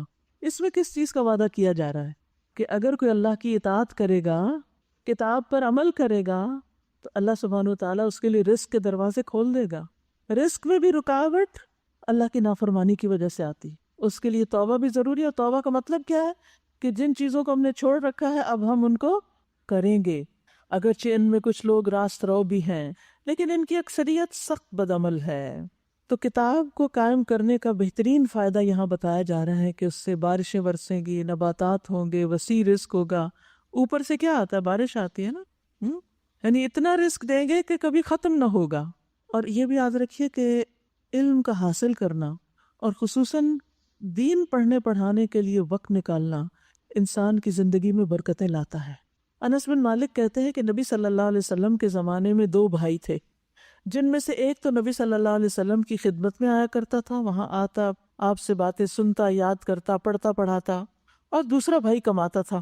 چنانچہ کمانے والے بھائی نے اپنے دوسرے بھائی کے بارے میں نبی صلی اللہ علیہ وسلم سے شکایت کی کہ یہ کوئی کام نہیں کرتا، یہ روز آپ کے پاس آ جاتا ہے اور بس اس کو تو صرف پڑھنے پڑھانے سے دلچسپی ہے۔ تو نبی صلی اللہ علیہ وسلم نے فرمایا شاید کہ تم اسی کی وجہ سے رزق دیے جا رہے ہو کہ تم نے اس کو فارغ کر رکھا ہے کہ یہ کچھ پڑھ لے۔ یاد رکھیے جس طرح دنیا کا نظام چلانے کے لیے، دنیا کے کام کے لیے افراد چاہیے ہوتے ہیں نا، کارخانے چلانے کے لیے، گورنمنٹ کا نظام چلانے کے لیے ہر ادارے میں لوگ چاہیے ہوتے ہیں، اسی لیے یونیورسٹیاں کھلی ہوئی ہیں، اسکول بنے ہوئے ہیں کہ ان میں سے ایسے افراد تیار ہوتے رہیں جو ان سب چیزوں کو چلاتے رہیں۔ اسی طرح دین کو پھیلانے کے لیے، دین کی تعلیم کے لیے، دین کو عام کرنے کے لیے افراد چاہیے ہوتے ہیں۔ جب کوئی دنیا کے لیے وقف ہوتا ہے، ایک کے بعد ایک ڈگری کر رہا ہے، پھر ریسرچ کرنے لگتا ہے، پھر کئی سال، آپ دیکھیے ایک ڈاکٹر جب ڈاکٹر بنتا ہے انسانوں کے علاج کے لیے تو کیسے محنت کرتا ہے، اور 4-5 سال MBBS کرنے کے بعد پھر ہاؤس جاب اور پھر ریزیڈنسی اور پھر کیا سے کیا نہیں ہوتا رہتا۔ کوئی ان کو برا بھلا کہتا ہے؟ کوئی ان پر اعتراض کرتا ہے یہ کیا تم بس ساری زندگی پڑھتے ہی رہو گے؟ سب احترام کرتے ہیں، نہیں بھائی وہ تو سب کے فائدے کا کام کر رہا ہے، وہ تو انسانوں کا علاج کر کے ان کو تکلیف سے نکالے گا۔ اس کے برعکس اگر کوئی شخص دین کی تعلیم حاصل کرنے کے لیے، مزید پڑھنے کے لیے مال خرچ کرتا ہے یا وقت لگاتا ہے یا اپنی شادی میں کچھ تاخیر کر لیتا ہے، سب اس کے پیچھے پڑ جاتے ہیں۔ وہ کیوں پڑھ رہا ہے؟ وہ بھی تو اسی لیے پڑھ رہا ہے نا کہ انسانیت کا بھلا کیا جائے، اس کی خدمت کی جائے، ان کو دنیا اور آخرت کی مشکلات سے نکالا جائے۔ جیسے ڈاکٹر خدمت پر مامور ہے، ایسے ہی دین پڑھنے پڑھانے والے بھی لوگوں کی خدمت کے کام پر ہی مامور ہیں۔ تو بعض اوقات ایک ہی گھر میں 2 طرح کے بچے ہوتے ہیں، ایک کام کر رہے، ایک کام کر رہے، ایک کو تو ہر چیز کی فیسلٹی مل رہی ہے اور دوسرے کو روز تان و تشنیع ہو رہی ہے کہ تم تو اپنا وقت ضائع کر رہے ہو۔ لیکن ہو سکتا ہے وہ ایک فرد جو دین پڑھ رہا ہے، اس کے دین پڑھنے اور پڑھانے کی وجہ سے باقی سب گھر والوں پر اللہ کی رحمتیں ہوں۔ اس حدیث سے صاف پتہ چل رہا ہے، جب اس نے آ کے شکایت کی تو آپ نے فرمایا شاید تمہاری روزی اسی کی وجہ سے لگی ہوئی ہے کہ تم اس کو سپورٹ کر رہے ہو۔ پھر اسی طرح قرآن مجید کے بارے میں آتا ہے کہ قرآن پڑھنے پڑھانے سے برکت ملتی ہے۔ کتاب انزلناہ الیک مبارک، یہ کتاب جو ہم نے آپ کی طرف نازل کی ہے بہت بابرکت ہے، اس لیے آپ جتنا قرآن کے قریب ہوں گے اس سے اپنا تعلق قائم کریں گے، اسی اعتبار سے، اسی حساب سے آپ کی جان، مال، اہل و عیال اور وقت میں برکت ہوگی۔ بعض مفسرین کہا کرتے تھے ہم قرآن پڑھنے میں مشغول ہوئے تو ہمیں دنیا میں برکات اور بھلائیوں نے ڈھانپ لیا۔ ابو ہریرہ کہا کرتے تھے بے شک قرآن پڑھنے کی وجہ سے گھر اپنے رہنے والوں کے لیے کشادہ ہو جاتا ہے، اس میں فرشتے حاضر ہوتے ہیں، شیاطین اس گھر کو چھوڑ دیتے ہیں، اس گھر کی خیر و برکت بڑھ جاتی ہے۔ اور قرآن نہ پڑھنے کی وجہ سے گھر اپنے رہنے والوں کے لیے تنگ ہو جاتا ہے، فرشتے اس کو چھوڑ دیتے ہیں، شیطان اس میں بسیرا کر لیتے ہیں، اس گھر کی خیر و برکت بہت کم ہو جاتی ہے۔ تو اس سے کیا پتہ چلتا ہے کہ خود گھر میں قرآن پڑھنا چاہیے۔ بعض لوگ خود کچھ نہیں پڑھتے، صرف محلے کی مسجد سے چھوٹے چھوٹے بچوں کو بلا کر ان کو بٹھا کے ان سے پڑھوا کے ان کو کھانا کھلا کے بس اسی کو کافی سمجھتے کہ برکت آ گئی۔ ٹھیک ہے، یہ بھی برکت ہے، میں نہیں کہتی کہ جب کوئی قرآن پڑھے کہیں تو برکت نہیں ہوتی۔ جب بھی کچھ لوگ اللہ کے گھروں میں سے کسی گھر میں جمع ہو کر اکٹھے ہو کر قرآن پڑھتے ہیں، یتلون کتاب اللہ ویتدارسونہ بینہم، اور اس کو آپس میں سیکھتے سکھاتے ہیں، الا ونزلت علیہم الرحمہ، ان پہ رحمت نازل ہوتی ہے، ان پہ سکینت آتی ہے، ان کو فرشتے گھیر لیتے ہیں۔ جس گھر میں بھی مل کر قرآن پڑھا جاتا ہے، کوئی قرآن کلاس ہوتی ہے یا بچے پڑھنے آتے ہیں یا کسی بھی طرح پڑھا جاتا ہے، وہاں خیر و برکت آتی ہے، اس میں کوئی شک نہیں، لیکن اس وقت وہ بڑھ جاتی ہے جب انسان خود اس میں شریک ہوتا ہے، خود بھی پڑھتا ہے۔ ورنہ عموماً دیکھا گیا ہے کہ قرآن خوانی کے لیے دوسروں کو بلا لیا، خود کچن میں گھس گئے، خود اور سارے کام کرتے رہے اور دوسرے پڑھتے رہے۔ آپ کو بھی پڑھنا ہے، آپ کے خود اپنے گھر میں پڑھنے سے جو برکت آئے گی وہ صرف کسی کے آنے سے نہیں آئے گی۔ تو آپ دیکھیے کتنی برکتیں ہیں، اس گھر میں فرشتے آتے ہیں، شیاطین وہ جگہ چھوڑ دیتے ہیں۔ تو گھروں کی ویرانی اور اداسی اور پریشانی کو دور کرنے کے لیے گھروں میں قرآن کی آواز بلند کیجیے، خود بھی پڑھیے۔ قرآن کے جو مختلف آڈیوز ملتے ہیں، اب تو الحمدللہ موبائلز پر بھی سب کچھ موجود ہے، اس کو لگائیے۔ صبح صبح گھر میں قرآن کی آواز آنی چاہیے، دن کا آغاز قرآن کے ساتھ ہونا چاہیے تاکہ برکتیں اور رحمتیں نازل ہوں۔ پھر فرمایا، اے پیغمبر، جو کچھ آپ کے رب کی طرف سے آپ پہ نازل کیا گیا ہے وہ لوگوں تک پہنچا دیجئے۔ اگر آپ نے ایسا نہ کیا تو اس پیغمبری کا حق ادا نہ کیا، اللہ آپ کو لوگوں کے شر سے بچانے والا ہے۔ یقین رکھیے کہ وہ کافروں کو تمہارے مقابلے میں کامیابی کی راہ ہرگز نہ دکھائے گا۔ صاف کہہ دیجئے، اے اہل کتاب، تم ہرگز کسی اصل پر نہیں ہو جب تک کہ تورات اور انجیل اور ان دوسری کتابوں کو قائم نہ کرو جو تمہارے رب کی طرف سے نازل کی گئی ہیں۔ ضرور ہے کہ یہ فرمان جو تم پر نازل کیا گیا ہے ان میں سے اکثر کی سرکشی اور انکار کو اور زیادہ وہ بڑھا دے گا، مگر انکار کرنے والوں کے حال پر کچھ افسوس نہ کرو۔ یقین جانو کہ یہاں اجارہ کسی کا بھی نہیں، مسلمان ہوں یا یہودی، صابی ہوں یا عیسائی، جو بھی اللہ اور روز آخر پر ایمان لائے گا اور نیک عمل کرے گا، بے شک اس کے لیے نہ کسی خوف کا مقام ہے اور نہ رنج کا۔ ہم نے بنی اسرائیل سے پکا وعدہ لیا اور ان کی طرف بہت سے رسول بھیجے، مگر جب کبھی ان کے پاس کوئی رسول ان کی خواہشات نفس کے خلاف کچھ لے کر آیا تو کسی کو انہوں نے جھٹلایا اور کسی کو قتل کر دیا، اور اپنے نزدیک یہ سمجھے کہ کوئی فتنہ رونما نہ ہوگا، اس لیے اندھے اور بہرے بن گئے، یعنی سب جرم کر کے سمجھا کہ کچھ نہیں ہوتا۔ پھر اللہ نے انہیں معاف کیا تو ان میں سے اکثر لوگ اور زیادہ اندھے اور بہرے بنتے چلے گئے۔ اللہ ان کی یہ سب حرکات دیکھتا رہا ہے۔ یقیناً کفر کیا ان لوگوں نے جنہوں نے کہا کہ اللہ مسیح ابن مریم ہے، حالانکہ مسیح نے کہا تھا کہ اے بنی اسرائیل، اللہ کی بندگی کرو جو میرا رب بھی ہے اور تمہارا رب بھی۔ جس نے اللہ کے ساتھ کسی کو شریک ٹھہرایا اس پر اللہ نے جنت حرام کر دی اور اس کا ٹھکانہ جہنم ہے، اور ایسے ظالموں کا کوئی مددگار نہیں ہے۔ لقد کفر الذین قالوا ان اللہ ثالث ثلاثہ، یقیناً کفر کیا ان لوگوں نے جنہوں نے کہا کہ اللہ تین میں کا ایک ہے، حالانکہ ایک اللہ کے سوا کوئی الہ نہیں۔ اگر یہ لوگ اپنی ان باتوں سے باز نہ آئے تو ان میں سے جس نے کفر کیا ہے اس کو دردناک سزا دی جائے گی۔ پھر کیا یہ اللہ سے توبہ نہ کریں گے اور اس سے معافی نہ مانگیں گے؟ افلا یتوبون الی اللہ ویستغفرونہ واللہ غفور الرحیم۔ یاد رکھیے جرم کوئی بھی ہو اللہ سے معافی مانگتے رہنا چاہیے، کیونکہ اللہ بہت درگزر فرمانے والا اور رحم کرنے والا ہے۔ رسول اللہ صلی اللہ علیہ وسلم نے فرمایا، جس نے بقیہ زندگی میں اچھائیاں کی اس کے گزشتہ گناہ معاف کر دیے جائیں گے، یعنی آگے جو آ رہی ہے نا اس میں اچھے بن جائیں، پچھلے معاف ہو جائیں گے، اور جو باقی زندگی میں بھی برائیاں کرتا رہا اس سے اگلے پچھلے سب گناہوں کی باز پرس ہوگی۔ پھر تو توبہ کے ذریعے انسان کے پچھلے گناہ بھی معاف ہو جاتے ہیں اور آئندہ زندگی اس کی پھر بہتر گزرتی ہے، اللہ کی اطاعت میں گزرتی ہے۔ تو اللہ تعالیٰ سب کو توبہ کرنے کے لیے دعوت عام دے رہے ہیں جنہوں نے بھی اللہ کے ساتھ شرک کیا یا کوئی اور نافرمانی کی۔ پھر فرمایا، مسیح ابن مریم اس کے سوا کچھ نہیں کہ بس ایک رسول تھے، ان سے پہلے اور بھی بہت سے رسول گزر چکے۔ ان کی ماں ایک راست باز عورت تھی، مریم علیہ السلام۔ ایک عورت کی خوبی کا ذکر کیا جا رہا ہے کہ وہ صدیقہ تھیں۔ ایک اور جگہ آتا ہے وہ صدقت بکلمات ربہا۔ حضرت مریم جو ہے وہ دنیا کی بہترین خواتین میں سے ہیں۔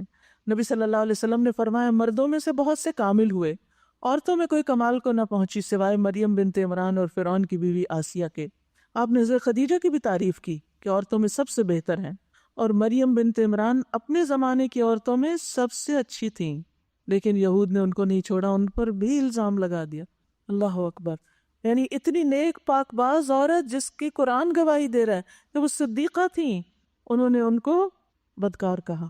اور وہ دونوں کھانا کھاتے تھے۔ دیکھو ہم کس طرح ان کے سامنے حقیقت کی نشانیاں واضح کرتے ہیں، پھر دیکھو یہ کدھر الٹے پھیرے جاتے ہیں۔ ان سے کہو کیا تم اللہ کو چھوڑ کر اس کی پرستش کرتے ہو جو نہ تمہارے لیے نقصان کا اختیار رکھتا ہے نہ نفع کا، حالانکہ سب کی سننے والا اور سب کچھ جاننے والا تو اللہ ہی ہے۔ کہو اے اہل کتاب اپنے دین میں ناحق غلو نہ کرو اور ان لوگوں کے تخیلات کی پیروی نہ کرو جو تم سے پہلے خود گمراہ ہوئے اور بہتوں کو گمراہ کیا اور سیدھی راہ سے بھٹک گئے۔ بنی اسرائیل میں سے جن لوگوں نے کفر کی راہ اختیار کی ان پر داؤد اور عیسیٰ ابن مریم کی زبان سے لعنت کی گئی، کیونکہ وہ سرکش ہو گئے تھے، زیادتیاں کرنے لگے تھے۔ انہوں نے ایک دوسرے کو برے کاموں کے ارتکاب سے روکنا چھوڑ دیا تھا، برائی سے نہ روکتے تھے۔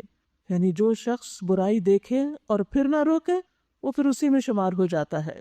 انہوں نے امر بالمعروف اور نہی عن المنکر چھوڑ دیا، برا طرز عمل تھا جو انہوں نے اختیار کیا۔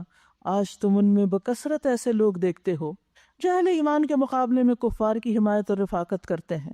یقیناً بہت برا انجام ہے جس کی تیاری ان کے نفسوں نے ان کے لیے کی ہے۔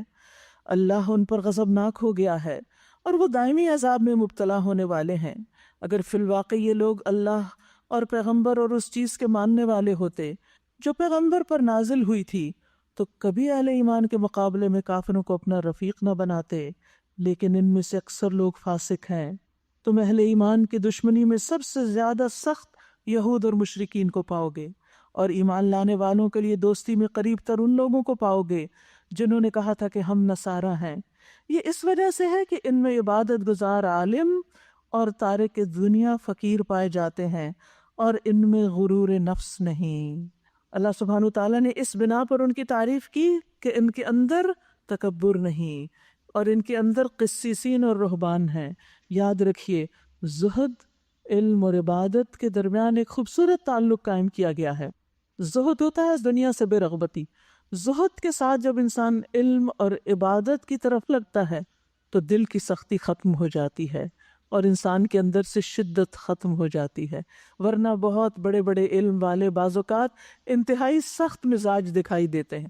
آپ نے دیکھا ہوگا کہ جو علم بڑھتا سختی ان کی بڑھتی چلی جاتی، جتنا جتنا دین میں آتے اتنا اتنا اور سخت ہو جاتے ہیں۔